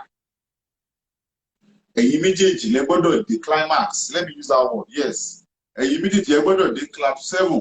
Ẹ lè má débi at the same time. Ẹ gbọ́dọ̀ dé bẹ́ṣà. Tẹ bá tún wá débi at the same time ló máa ń dùn jù. ẹjọ́ máa fall out lórí bed ẹjọ́ máa ó yẹ yí bẹ́ẹ̀ yẹn sìn so ẹ̀yin méjèèjì ẹ bẹ̀rẹ̀ sí ní communicate kẹ́ ẹ mọ̀ kálá àwọn méjì tí ń communicate lóòótọ́ ìyàwó ni máa assume for pé because assumption ni òun tẹ́bá ní kàrẹ́dẹ́ra is an assumption yes assumption mo ti get it it's an assumption because kò yẹ kí o rò wípé bóyá ó ti máa rẹ bàbá yìí lè má fẹ́ kí n fọwọ́ kàn ìwọ ló ń rò fún pé rédíò ó ti ṣiṣẹ́ wọn látàárọ̀ dálẹ́ ó ti ṣiṣẹ́ hours kan ló ti rẹ̀ ọ̀ ẹ ti jọ agree pé ẹ̀kan ṣo lẹ́sẹ̀ àbí ẹ̀yin méjèèjì unconsciously ẹ ti jọ agree pé ó dà pé ẹ̀kan ṣo lọ́sẹ̀ lẹ́fẹ̀ẹ́ máa ṣe ọ̀fíìsì bọ̀bọ̀ bàbá àdèrè òun náà kó pé ó ti lè òun náà bẹ́ẹ̀ jẹ́ fílẹ̀ madam n tó ń sọ fún yín léyìí pé tára yín bá ṣe gìsìgìsì ẹ gbé súnmọ́ dádì ẹ jẹ́ kí dádì sọ fáwọn ò ṣe ẹ má ronú fún wọn stop thinking for him don't think for him àwa ṣeré Abímbọ́lá you took it out of my mouth you should stop thinking on his behalf yes don't think for him gbé súnmọ́ iṣẹ́ mọ̀ pé àwọn obìnrin kan wà tẹ́ pé wọn ò lè béèrè fún sex ṣá they can't ask for it tí dádì ò bá ló yá kò yá nìyẹn. When was the last time you asked your husband for sex like hey kò tẹ̀lé ìdí kó ask fún ṣé o lè ká ara yẹn mú ní bẹ́ẹ̀ ni kò wọ́n mọ́ bẹ́ẹ̀ ni must you even ask? Yes kí ló ń béèrè fún ká mọ́bi tó wà ó ń wẹ̀ lọ́wọ́ lọ́ba ní wọ́n bẹ́ẹ̀. This topics for the elders Joyfield òun náà mo ṣe sọ lánàá pé I want the matured mind to come on board ẹ gẹ́sì kan tí mo sọ ìyá ọkọ ẹ̀wẹ̀ lọ ká mọ́ bẹ̀ tó bá ti wá di wípé every time tó mú wọ́n ṣe tó lọ ń bọ́kọ ẹ̀ lọ́kọ ẹ̀ ń decline ló sọ pé no yes àsìkò ti tó láti change the conversation yìí láti change topic yìí ọ̀rọ̀ yìí ń sìn kò ní ṣe how many times mọ́ ọ̀rọ̀ yìí ti ń bí pé dáàdi ẹ̀ need help ọ̀rọ̀ yìí ti di pé ẹ jẹ́ ká lọ rí dókítà yìí ọ̀rọ̀ yìí ti di pé ẹ jẹ́ ká wá nǹkan lò ẹ jẹ́ ká máa gbé lọ́mọ ara gbó ẹ kẹ́sì kan tí mo mí ṣùgbọ́n tí ò bá tí ì débi pé bóyá ọkọ yìí ò fẹ́ ṣe ẹ̀yin lẹ̀ béèrè o ẹ̀yin lẹ̀ gbé súnmọ́ ọkọ yìí o ẹ̀yin lẹ̀ gbá nǹkan dájì mú kẹ́ gbẹ̀tọ́ yìí o ẹ̀yin lẹ̀ decide láti lọ fún nǹkan tẹ́ ẹ lọ rà yẹn o. Now advice táwọn èèyàn ní ká fún yín rè Joyfield ẹ̀yin lẹ́ máa round up lẹ́yìn advice táwọn èèyàn ní ká fún yín lélẹ́yìn ẹ kọ́kọ́ yọ ọmọ yín kù nínú wàhálà tẹ́ ẹ fẹ́ kù sí ẹ̀ tí kò sí o. ẹ káàsán ẹ̀yin tẹ́ ẹ wà ní stéètì tí Joyfield wà àwọn ló ní hall yẹn o kẹ́ ẹ lo hall yẹn o ó wọn ọ̀gá ní lára o. ẹ káàsán màmí ṣe wà pa. ẹ jẹ́ mi kàn fẹ́ bèrè question ni o.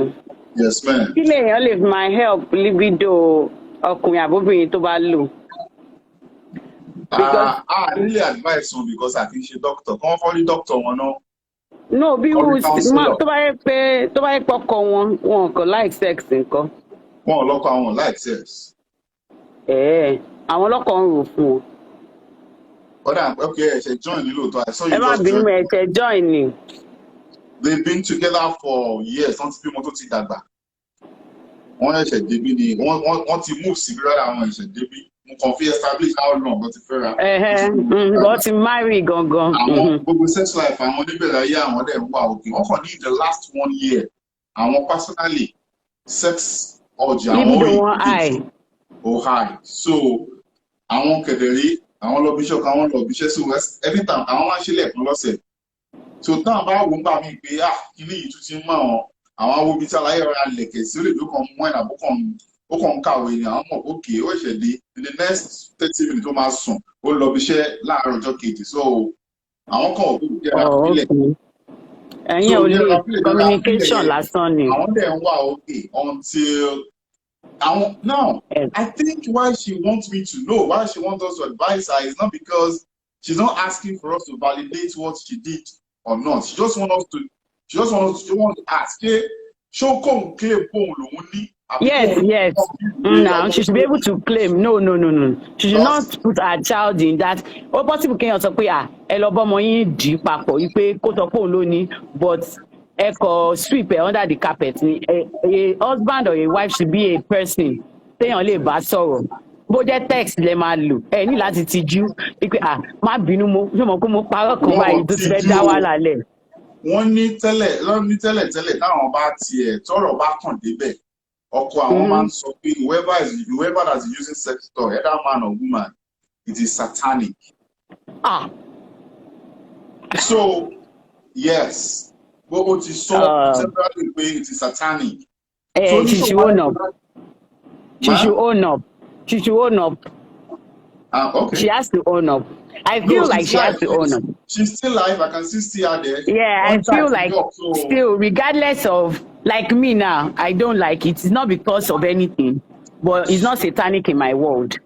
I mean, if my spouse have to use it, no problem. So, but we still need to talk about it. You can't bring that child into that. So you can't bring that child into that. Madam sọ̀rọ̀ lẹ́ẹ̀kan yìí kan tí máa appreciate ni pé ọkọ wọn pé ó lójó ní sùúrù pé ìfìnà tọkọ bí ò lè dúró kọ́mọ ìdí láti school kò lè dúró kọ́mọ ìdí kò dúró láti pọmọ ibì kan sí kan tó wò ní pé ọmọ wọn fẹ́ jì ní but Satanic ọmọ yẹn ò bí mọ́ nìyẹn o. Ọmọ yẹn ò bí mọ́ nìyẹn. Pé tó bá ti rò so that nǹkan tó ṣe ń dúró dọmọ yẹn náà nìyẹn wọ́n fẹ́ ní conversation. Obìnrin lọmọ tá à ń sọ ìyá mi. So this man is going through a lot, trying to have good conversation with that child, away from putting low sex toy in, talking to her about pregnancy. Yes. Now the man is expecting to talk to this child that is not, maybe she's not even sexual active. You are about to embarrass a child. To harass a child. So you are just about to introduce what is not. So which is okay, but still you are about to let your husband embarrass your child. So in my own opinion, ọkọ gbọ́dọ̀ jẹ́ èèyàn tẹ́ pé èèyàn máa bẹ̀rù ẹ̀. Téèyàn bá ti fọ́kọ kò mátà ọ̀gbẹ́ni wá. Mo mọ̀ pa máa ń sọ pé Sàtánì kínníkínní. Ká ṣáà gbà pé èṣù ló lò mí o, èmi mo ní o, mi tí ì lò ó, mo kàn rà á wò pé kí n fi ìwé ni o, tó ṣe fi hàn mí ẹ mọ̀. All these things is a little bit of fun, garnish with lies here and there, but she cannot bring that child into it. The husband is going to embarrass the child. One, you don't know what is keeping what is keeping in the cooler for this child. Tó bá jẹ́ irú bàbá tó tọ́ èmi ni. Tó yẹ sọ pé òun dúró dọmọ yẹn, ó ti sín wáyà síbì kan. Ọmọ yẹn bá ṣe ń wọlé báyìí, á tilẹ̀kùn mọ́, á fin. So irú ilé wá ń sin ò gbọ́dọ̀ parọ́ mọ̀yàn pé tó bá ní ta ló jí kíní. Tó bá ti jẹ́wọ́ ní nínú kó wá sọ pé o ò mọ̀. Tó bá pe orúkọ èèyàn kan, o kò dáràn sẹ́ni ẹ lọ́rùn. So the man might not even be waiting for your own contribution on that matter. Ó lè fẹ́ treat ìfọkànbọ ọmọ yẹn gẹ́gẹ́ bí bàbá tó mọ. So kéèyàn máa lọ gbé ọmọ yẹn sí orí irú nǹkan bẹ́ẹ̀, you just want to harass that child. Your husband nowadays, tẹ́ ẹ bá ti build relationship yẹn, ẹ build there, it should be somebody you can talk to. It should be somebody you can talk to about sex. That's one of the major things to man build marriage. And you understand, is something like you should be able to talk about it. Low libido, because a lot of times people see that as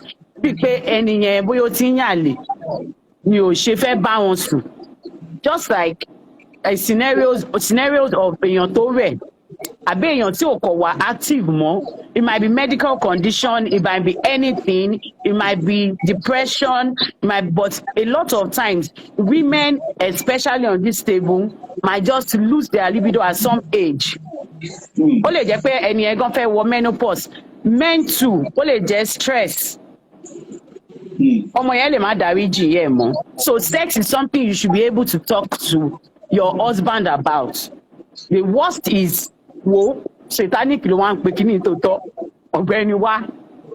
Ó satanic, èmi rà mí tí lò ó. mo kàn tọ́jú ẹni tó ṣe bèrè lọ́mì ẹ̀rù ti bà mí ló jẹ́ kí n sọ lọ́dún mo sọ mi ò tí ì lo the word nǹkan tó máa ṣe náà ni pé láíláí Sátánì kíní kan lè dúró sí ilé ìkẹjọjọ sọ́ọ̀nù. So if you can't deal with yes, now you now come back to the conversation of sex. I need more. And to understand, you now come back to that conversation of sex. Ó máa ẹlòmíì l'Amẹ́ríkà yìí tòótọ́ stress ńgbà mí ó lè má jẹ́ kí ẹlòmíì kọ̀ wo ṣàrà jẹ́ kí n ká síbì. Ìwọ náà tó jẹ́ MPT wọn, you are doing the right thing.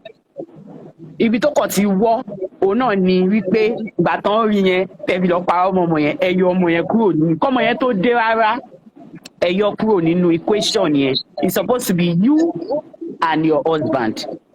Ẹ sọ fún bó jẹ́ tẹ́lẹ̀bẹ̀ ni bó jẹ́ ti kínní náà bó jẹ́ tẹ́lẹ̀ irú ìgbà ìṣẹ̀lẹ̀ eré pálẹ̀ ni ọ̀gbẹ́ni wá òní bínú wá má pariwo mo fẹ́ sọ nǹkan má halẹ̀ mọ́ mi má pariwo mo fẹ́ sọ mo fẹ́ jẹ́wọ́ ní sùúrù jẹ́ sáré sàn kankan mo lè ti máa ṣàìkẹ́ gan látà pé nǹkan kan wà lọ́kàn mi ọlọ́ ẹ̀rù ń bà mí nǹkan kan wà lọ́kàn mi àwa sọ pé kí nìkan náà èmi mo ní pa mo mọ̀ pé satanic gbogbo nǹkan tó sọ tó pọ̀ mo rà á mo rà á má bínú o mọ̀ nǹkan tó ṣẹlẹ̀ mí tí ló gan mo fẹ́ kó wò ó pé bóyá èèyàn ṣe lò ó gbogbo àwọn ìgbà tó máa ń rẹ yẹn if he says no point ẹ ti understand kò ń ṣọjọ́ yẹn lè máa argue ẹ̀ out tó bá ní no ó yá gbà lọ sọnù fún mi lówó mi o kìíní kan mo fi rà á bá mi lówó mi.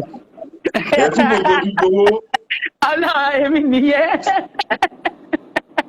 I would say it, but ẹ mọ̀ pé àwọn ọkọ mi wọ́n rigid kan serious gan. Tó bá jẹ́ tàwọn tó serious yẹn náà ni irú àwọn bàbá mi ni epistle ni ó fi lẹ́tà àbáyé ẹ̀jẹ̀ ni ó kọ́ ni.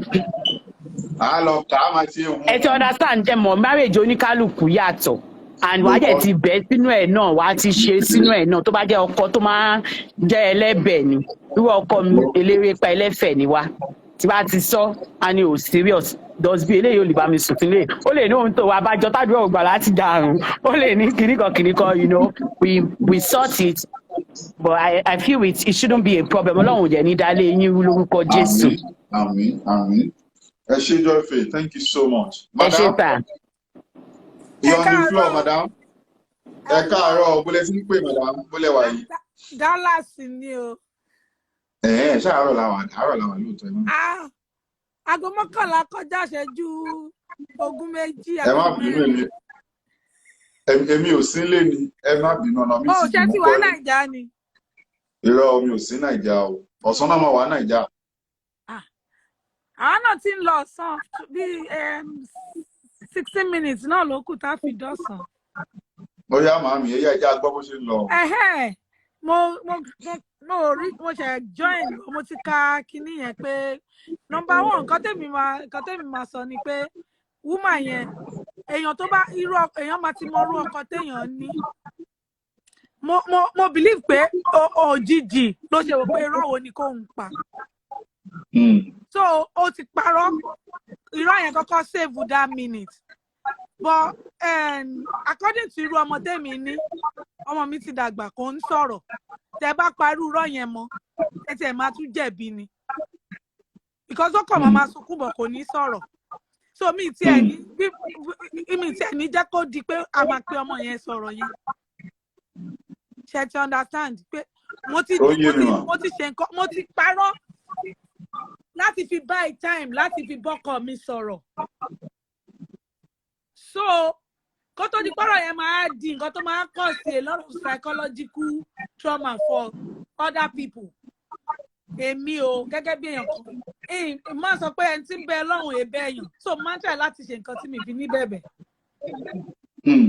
but tó ti di pé mo ti kọ́kọ́ parọ́ yẹn mo máa ní láti tọ́jú pride mi for that person because tí ọba irọ́ téèyàn pa tọ́mọ yẹn bá fi lè mọ̀ another problem ni then irú kí lèèyàn náà ń kọ́ irú kí lèèyàn fẹ́ kọ́ ọmọ tí ọba parú irọ́ yẹn mọ́ because à ń sọ pé ẹ má parọ́ irọ́ ò dáa tẹ́ bá parọ́ Ọlọ́run ó lòdì sí kò sí rọ́ there is no white lie that's what me I tell my kids. irọ́ ni irọ́ ń jẹ́. irọ́ ni irọ́ ń jẹ́ kò sí rọ́ àníyàn kò sí white lies. So and I try as much as possible kémi náà má parọ́ tó bá sọ nǹkan tó jọrọ lọ máa tètè sọ fún ọ pé no, this one irọ́ ni. You know the kind of mother you are. Irọ́ lélẹ́yìí. So má kúrò. So if you are imbibing that in them, and you are not the one that now told the lie, it's better kéèyàn kúkú gbà gbogbo bó bá jọkọ tó máa ṣàkárẹ̀ ẹni o. Bóyá o máa ti kọ́kọ́ fi rẹ̀ sórí ìkúnlẹ̀ tó máa ní kó wá ní àní mi lè dìde sẹ́ẹ̀. Òun gangan ló máa pìtì ẹ̀ ní orí ìkúnlẹ̀ tí mo wà yìí mi ò ní dìde. Ó yá kí ló ṣẹlẹ̀? Ẹ̀rẹ̀ máa mọ̀ bẹ́ẹ̀ ṣe máa sọ láàrin ara yín tó máa jẹ́ kó mọ̀ pé èmi mo ní, èmi ni mo rà, èmi ni mo ní. Bóyá mo kẹ́gbẹ́ ni o, bóyá kinní kan ni o. Bó lè jẹ́ nǹkan tẹ́lẹ̀ láti jọ sọ láàrin ara yín pé èmi náà fẹ́ mọ trend ni, èmi náà fẹ́ mọ bó ṣe ń ṣe wọ́n ni, bóyá mo rí ń bì kan ni, bóyá mo ṣe kinní kan ni. It has to be between you and your husband. Kẹ̀yìn ojú ẹ̀ láàrin, because tẹ́ bá fi lè fi ọmọ yẹn sí, ọmọ yẹn lè jọ ọmọ tó jẹ́ ń sọ, ó lè tọ́ ọmọ ní pẹ́pẹ́pẹ́pẹ́pẹ́ o. Ọmọ yẹn máa wò pé so that means pé mo tiẹ̀ lè rárú nǹkan báyìí gan. Yes, tí mọ́mí mi bá lè rò pé mi ni mo ní. Tí wọ́n bá fi lè rò pé mi ni mo ní at this age, that means pé màmá mi ti gbà pé mo lè lórí nǹkan báyìí. That means pé so kálọ̀ rẹ̀ tiẹ̀ kan náà ti sọ fún pé kó wá ra irú nǹkan bẹ́ẹ̀ yẹn tẹ́lẹ̀ mọ̀ bó ti di iṣu atayanyan nìyẹn. Ó ti di bẹ́ẹ̀ yẹn, wọ́n ti ká sí yẹn. If you tell one lie, you will need another 20 lies to back it up. To cover up. Irọ́ wá ti ń di irọ́ yẹn wá ti ń di generational irọ́ nìyẹn. So ẹni tó ṣe kinní yẹn kó tètè wá gbogbo ọ̀nà. Báyìí yòówù káwọn kan wá burú tó. Báyìí yòówù, you will know your husband's soft spots. Ó gbéná lórí omi tó báyé máa ní àẹ́ni yìí burú pa òkìní kan, ìwọ ló fẹ́. There's some only moment tó máa mọ̀ pé no, this time is when I can bring this discussion to my husband. So wàá look out for that time kó tó di pé ọmọ yẹn arrive. That moment will come before the child comes in. So at that moment, kò sóbìnrin tó máa lóhùn ò mọ̀ pé òun ṣe ń gbà kan lọ́wọ́ kò òun. Kó jẹ́ sọ̀gọ́ olúkòso gan, ó máa mọ̀. So till that moment, ó máa summon courage ẹni o. Ó máa kill pride ẹni, ó máa tọ́jú pride ẹni. At that point, you have to resolve it amicably before the child gets involved. Because tí o bá ju ọmọ nù fún nǹkan tí ò ní kókó, èèyàn lè má rí ọmọ yẹn. Tí o bá ju so èmi o, my own suggestion is kẹ́ni náà jọ kó jọ Ọlọ́run ò ní sọmọ ẹ̀dọ́mọ lọ́mọ. Ọlọ́run ò ní kó ju ọmọ ẹ̀ nù, kó jọ torí Ọlọ́run. Kó dẹ̀ máa involve any party bẹ́ẹ̀ kéèyàn kan wá bóun bí ọkọ òun yẹn. Ó ti ń dọ̀rọ̀ lé ara, ó ti ń gbọ́ sí pé ìkẹta sí ni. No, 2 is friend, 3 is crowd. Etí kẹta ti ń gbọ́ sí, kẹrin ti ń dá sí yẹn. Kó tètè wá bóyá láàrin, kó ṣe kọ́kọ́ yẹn gan gbọ́kọ̀ bá wá gbà jù ni o. Ó bá jáwọn tó máa ń bá wọn wá gbà jù o. Ó bá bọ̀ kó ṣá mọ̀ pé òun ló máa fara, òun ló máa fi. Kó tó di pé ó máa di, ó ń dùn tọ́rọ̀ bá wà láàrin èèyàn méjì. Etí kẹta téèyàn kan tá bá ti bá wọn dá sí, ibẹ̀ lẹ́ni kẹta yẹn máa tún ní so bẹ́ẹ̀ náà ni ṣẹmọ̀kọ́rọ̀ yẹn wá tún wá gbé kúrò lọ́rọ̀ pé ó parọ́ mọ́mọ́ ẹ̀. Wọ́n ti ń tọ́ ní ìyẹn bẹ́ẹ̀ ni. Nǹkan míì náà tún máa kún, so kó jẹ́ láàrin àwọn méjèèjì. Okay. Then ẹ ṣe máa ń it's just that the education nípa ọ̀rọ̀ kìíní ìjọ náà kò ọ̀tọ̀ọ̀tọ̀ ni bí kálukú ṣe wà educated about it ni.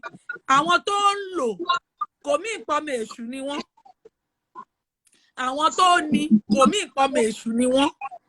But ọ̀tọ̀ọ̀tọ̀ ni bí kálukú ṣe. Tí wọ́n yé wọn àbí. Tí wọ́n èmi gẹ́gẹ́ bí ẹnìkan nísìn kò lè tẹ́ mi lọ́rùn. Ara ilé yìí kan ti ń kí yín bí o. I know this caller o. Àwọn ti Ìbàdàn police.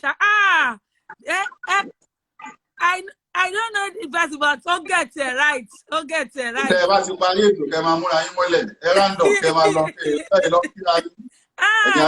That was some 20-something years ago. I greet you back. Ṣé ń gbọ́ tèmi? So mo ń gbọ́ yín mà. Àwọn èlò so ọ̀tọ̀ọ̀tọ̀ ní ẹni tó ní kinní ọ̀hún gan ó lè jẹ́ kó ń gbọ́n pẹ̀ òun náà fẹ́ ṣe testing ṣe understand so tó fi lè bá lẹ́rù tí ó lè fi gbogbo tí ó lè ṣe full chest ẹ̀ I can assure you ẹni náà kò ṣe kó ti wọ̀n into it for her to lie that is for someone else she didn't earn it. So kò tí jẹ́yàn tó wà into it. Now, if I understand you right, she needs to go to her husband, own up to it, take the kid out of the situation, and talk to her husband about. Talk to her husband. Yeah, okay, thank you, ma. I appreciate you. You're welcome. Okay. Thank you so much. Now, thank you so much for everybody for coming on board. I appreciate you. It's been a beautiful 2-3 hours. Timbawe was the program and maybe 30-45 minutes. By the end of the day, I'm going to go 4 hours. Kilo day, she ain't go with me. Àmọ́ guess. Máa ń dùn most time kò sígbà tí mi ò kí ń join mo kàn kí ń kàn gbogbo ìgbà ni àfi tó bá tọrọ yẹn bá ìgbà míì gan tẹ ẹ bá wá ní weekend kan báyìí mo máa wò pé àbọ̀ ní Mr. Kògbérègbè gbà lọ báyìí torí Ọlọ́run. Ní bínú ni next week Saturday a máa tún padà same time náà ni. Màmá àwọn guest ológi yìí ti dé o. If you are in Dallas, in Arlington, in Mansfield, màmá àwọn guest nìyẹn ẹ lọ contact ẹ. Gbogbo nǹkan tó ń tà Nàìjíríà yẹn ló wà lọ́wọ́ polówó ògì láàrin mú ní ìyá ọmọ lọ́mọ bó ṣe máa ṣe tásúra lékejì náà nìyẹn orí ògì náà la sọ àtògì àpẹran orí ògì náà ni títà fẹ́ra lẹ́kẹta ọlọ́wọ́ àbá ṣe àfihàn màmá àwọn girls ni òun ló káwọ́ sókè bẹ́ẹ̀ ẹ jẹ́ ká round up ká lè máa lọ. Now to round up for today madam you can ọ̀dọ́ ilẹ̀ sí máa kọ́ tiẹ̀ bí o lè kọ́ tiẹ̀ bí o. Okay. Yeah. Now, let me say thank you to everybody for coming on board. It's a wonderful time. I enjoyed the show. I've learned my own lessons too. If you are anchoring a show and you are not learning from it, you are not impacting because to ban call you, we're not going to cut you and again, to ban call you, we're not going to cut you and we to cut it by and you know to cut it. Madam, I'm happy you're also live. Charlie Brain TV, I see you, Baba. I'm happy that you're also on live. So owó advice àwọn èèyàn ti fún yín yẹn ẹ kọ sílẹ̀ bẹ́ẹ̀ ṣe fẹ́ bẹ̀ madam bẹ́ẹ̀ ṣe fẹ́ bẹ̀ ọkọ yín rádà number 1 tẹ́ gbọ́dọ̀ mú bẹ̀ lélẹ́yìí ẹ kọ́kọ́ yọ ọmọ yín kò nínú wàhálà yẹn náà wọ́n ní kẹ́ ẹ lọ jẹ́wọ́ fọ́kọ yín dáàdi wa ní tí mo sọ ń jò ní ẹ ní bínú ni o èmi mo ní o ẹ kọ́kọ́ yọ yẹn kò bẹ̀ ẹ kọ́kọ́ apologize pé ọmọ yín kọ́ ló ní sex toy yẹn ẹ̀yin lẹ ní ẹ̀rù ló bà yín lẹ ṣe sọ pé ọmọ yín ló ní ẹ ní ṣe bẹ́ẹ̀ mọ́ Ọlọ́run á jẹ́ kó gbẹ́bẹ̀ yín lẹ́yìn tó bá gbẹ́bẹ̀ yín tán ẹ ṣẹ̀ṣẹ̀ wá revisit kí ló sún yín lé díẹ̀ ẹ fẹ́ kọ́kọ́ yín máa ṣe more than one time in a week you want it 2-3 times ẹ jọ sọ ẹ gbọ́ advice àwọn èèyàn fún yín látàrọ̀ pé ó lè jẹ́ ẹ̀yin gangan lẹ lọ assume pé bóyá lẹ assume bóyá ọkọ yín ó ti rẹ ọkọ yín ó lè má rẹ ọkọ yín ó possible bóyá ọkọ yín gan ń ṣàánú ẹ̀yin gan ni bí àwọn bó ti rẹ ọmọbìnrin jẹ́ fílẹ̀ nítorí sọ fún yín ní pé ó ṣe bí ọkọ yín gan rẹ́dì láti ṣe lẹ́ẹ̀márùn lọ́sẹ̀. Did you tell him? Bí mo sọ bọ̀ látàárọ̀ nìyẹn. Did you tell him? Did you ask him? You don't even need to ask. Ẹ lọ ká ọkọ yín mọ̀ bí tó wà kẹ̀ ṣe normal. Tọkọ yín bá wá ń complain bó ti rẹ̀ ń ẹ mọ̀ pé conversation yẹn ti yàtọ̀ nìyẹn. A lè sọ ìyẹn ọ̀rọ̀ ọjọ́ mi nìyẹn. Ṣùgbọ́n lọ́wọ́lọ́wọ́ báyìí ẹ lọ jẹ́wọ́ ẹ̀ṣẹ̀ yín. Wọ́n ní kẹ́ wá àsìkò tọkọ yín wà ní good mood kẹ́ bá wọn sọ̀rọ̀ bẹ́ẹ̀ bá wá bá wọn sọ bẹ́ẹ̀ ṣe fẹ́ convince ọkọ yín pé àwọn tí wọ́n ń lo sex toy wọn ń ṣẹlẹ̀ it is not satanic a problem ti yín náà tún nìyẹn but problem àwa lórí ètò yìí báyìí òun ni pé ẹ kọ́kọ́ yọ ọmọ yín kù nínú situation tẹ́ ẹ fọmọ yín yẹn sí ẹ má jẹ́ kí ọkọ yín kó bẹ̀rẹ̀ sí ní rèrò burúkú nípa ọkọ yín nípa ọmọ yín pé ọmọ yín ti ṣẹ̀ṣẹ̀ kúṣe nìkan ó tó ti lọ ti bí gbogbo ẹ̀ ló lò. Don't paint your kid bad. Ẹ kọ́kọ́ lọ fix yẹn náà. Ọlọ́run àbá kó sí yín nú. The man will not think she's trying to protect their daughter. She should try as much as possible to convince him, please. Okay, ṣe ti ń gbọ́n sí. So, ẹni kẹ́ tún try. Nǹkan tẹ́ni yìí tún sọ tún make sense o. I hope the man will not think she's trying to protect their daughter ṣé ẹ tún ti gbọ́ báyìí sí Tóyìn underscore tomato ẹ kú ètò ẹ káàbọ̀ ẹ ti pẹ́ dé àti ń lọ nítẹ́ni ìtúsọ́ tún yàtọ̀ wọ́n ní ṣọ́kọ yẹn ò ní máa rò ó wípé woman yẹn try láti cover ọmọ ẹ̀ ni obìnrin ṣe ni madam yẹn ṣe accept fault ló ṣe ń gba blame yẹn láti cover ọmọ ẹ̀. That's another thing. Màrò yẹn látàárọ̀ kẹ́ olóòtú mi kí ló dé tẹ́ ẹ̀rù yẹn my producer sọ yẹn fún mi eléyìí tún yàtọ̀ ẹ̀yin George orí program mi táàmù tá a bá ti fẹ́ parí ètò yẹn tún gbé nǹkan mi jáde last week ìbẹ́yẹ ṣe náà nìyẹn o please follow me on my Instagram page ìtàrílẹ̀ ní ìpolówó ọjà ni bẹ́ẹ̀ ṣe gbé last week bẹ́ẹ̀ ṣe sọ́nà tẹ́ bá ti fẹ́ parí ètò káwọn ẹkú kan tó kàn ìkọ́kọ̀ láti Germany ìkọ́kọ̀ láti Canada àwọn méjì wọ́n tún change direction show yẹn àǹtí yìí náà tún sọ ń sìn pé what if ẹ jẹ́ n pín ní kọ́tẹ́ nìyẹn sọ what if wọ́n ṣe obìnrin yìí ò ní máa lọ rò ṣé dádì ò ní máa lọ rò pé go live kọ́ ni mo fẹ́ ṣe mi go live mo fẹ́ pín ní comment yẹn ni o ṣé dádì ò ní máa lọ rò pé madam ló ń cover ọmọ yẹn ṣá. That's another angle. I said it earlier, the man would think his wife is protecting her daughter, but regardless she can still explain.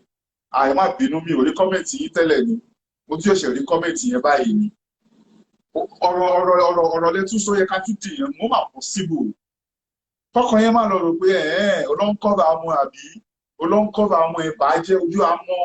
Maybe she would have to show order from Nigeria to prove she own. Ẹ ṣe Jumi Kuti ẹ tún ṣe ẹ bá ti bá wa sọ bẹ̀bẹ̀ yẹn. Order yẹn ibi tẹ́ ẹ ti order bóyá order online ni o.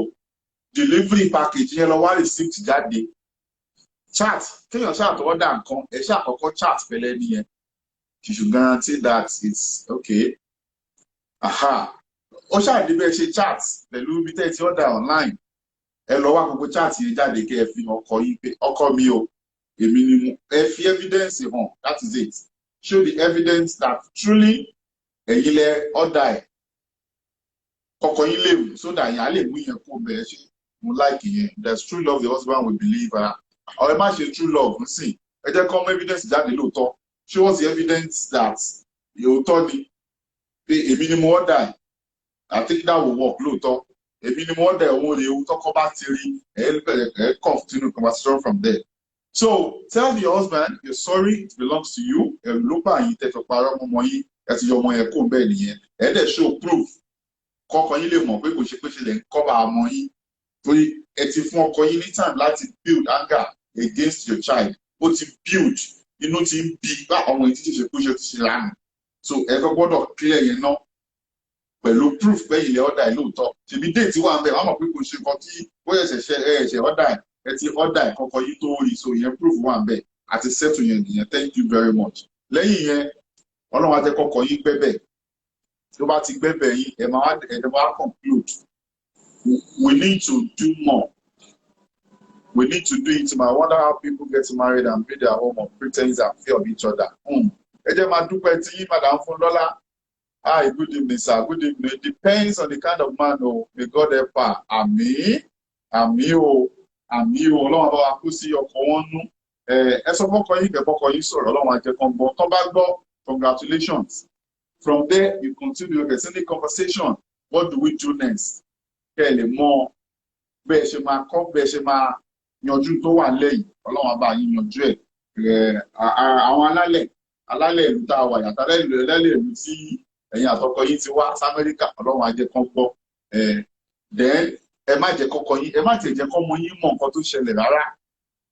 Ẹ má jẹ́ kó tiẹ̀ gbọ́ kó sọmọ yín létí because mọ state ọmọ yín wà lọ́wọ́lọ́wọ́ state bóyá state ọmọ tó lè handle kan parọ́ mọ́ bóyá kò tiẹ̀ tí ọmọ yín ò tiẹ̀ tí rẹ́dí àti sọ̀rọ̀ sex rárá lọ́wọ́ tá a wà báyìí sí bí ọmọ yẹn ṣe ń gbájúmọ́ wí ẹ̀ ni bí ọmọ tó ń lé distinction school ni ẹ má gbọ́rọ̀ text ẹ̀yin àtọkọ yín sọ́dọ̀ ọmọ yín rárá ẹ fọmọ ọlọ́mọ lẹ̀ kò wò ó ń kọ́ ló kó bá yín ẹ fílẹ̀ ìtọ́ torí Ọlọ́run so Ọlọ́run bá yín yanjú ẹ̀.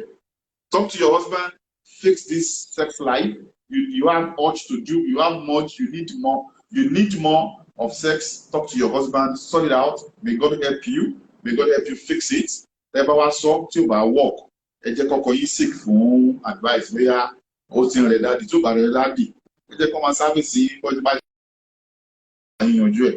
Orúkọ mi lórí ètò yìí kò ń ṣe Mr. Kògbérègbè. Just call me Adebukola lórúkọ mi ètò ìbáyìí sí. On this section is Adebukola. The name of the show màá sọ fún yín next week torí pé last week ẹ fún mi ní list orúkọ tó tẹ̀ tó bí 20. Ẹnìkan sọ pé what's the title? You should make it clear to her. Her daughter is not involved. She should talk to the husband about his sexual life. She needs to pray to God to forgive her for lying against her daughter. Èyí tẹ́ ẹ̀ṣẹ̀ wọlé yẹn, a máa post program ìta bá ti post ẹ̀kẹ́ lọ wo Bukola Abiyeye. Ẹ wo last post mi lórí program, last post mi lánàá ẹ wo. Ẹ bá wo post mi lánàá ẹ mọ topic èmi, ẹ má bínú àti ń parí ẹ̀ báyìí. Ní tá a ṣe lè sọ nìyẹn torí a máa tún ẹjọ́ yẹn sọ nìyẹn. Èmi ò dẹ̀ kí ń ṣe ọmọ atẹniwẹ́jọ́, ẹni pé mi ò ń tojọ́. I will see you guys next week. Thank you for coming on the show. I appreciate you. Thank you for your love. Our influencers me by next week Saturday I will start. I want to pick most of you one for the day of the influence the program.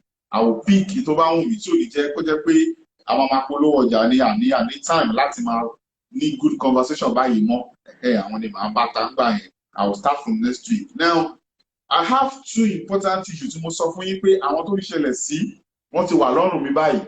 I might discuss the next week. I discuss the upper way. It is very important for you to please join us again next week Saturday to learn. After learning, you also need to advise. I told you this program is not just for everybody. So please follow me. Please follow me. It's not about followership. All I want is just to help people. I'm not been saying please follow me. If I want to, I think I'm in 40,000 now. If I want to go to 100,000 followers, I can now. But when you tell our program, you are more than 300 people. If not more than that, so yeah, they're going there. Yes, one body. They join the program, go and follow me. So I'm getting 100,000. But to me, it's not about the followership. It's about I want to see let's talk about this issue. It's affecting me. What's the way forward? I don't want to discuss with anybody. If anybody saw, pay. Anonymously, close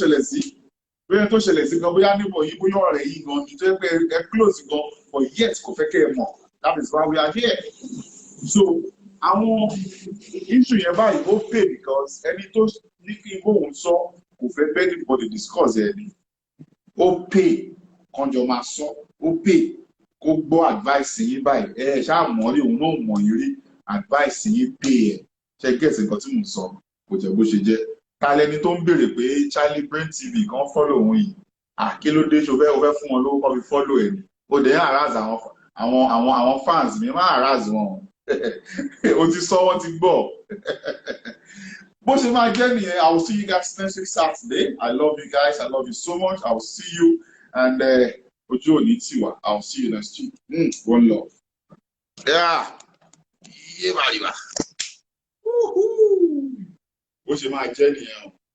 Mo fẹ́ lọ wẹ̀ báyìí fẹ́ lọ kó sómi. Mo fẹ́ lọ wẹ̀ ni o. Ẹ má tẹ̀lé mi o.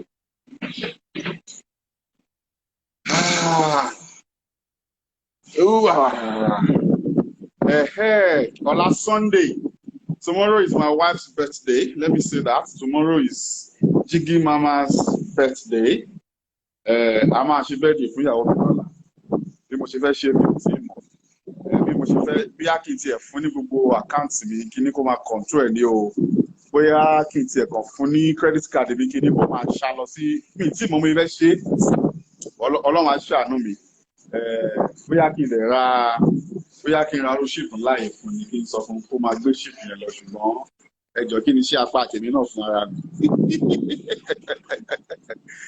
Tomorrow is my wife's birthday. Ẹni tí ó ń sọ̀rọ̀ ẹ̀yin kò ṣe mí sí gbogbo èrè gbé o. My wife Ìjẹ̀bú ẹ ti pẹ́ dé. Ìjẹ̀bú you have pẹ́ dé. Ìjẹ̀bú epo àwẹ̀ o. Ó bá dẹ̀ fẹ́ ṣínú sí òdìdí agbádùn ẹ̀bà ńlá ló máa gbé síwájú. Yes, Mrs. Olakanlu, ìyàwó mi gangan nù.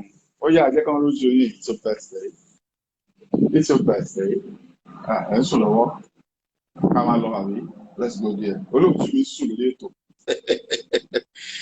Ìjẹ̀bú kémi do giveaway. Ìjẹ̀bú kémi do giveaway. Ẹlẹ́dàá mi á dà. Ìjẹ̀bú kémi do giveaway. Ìwọ landlord tuntun.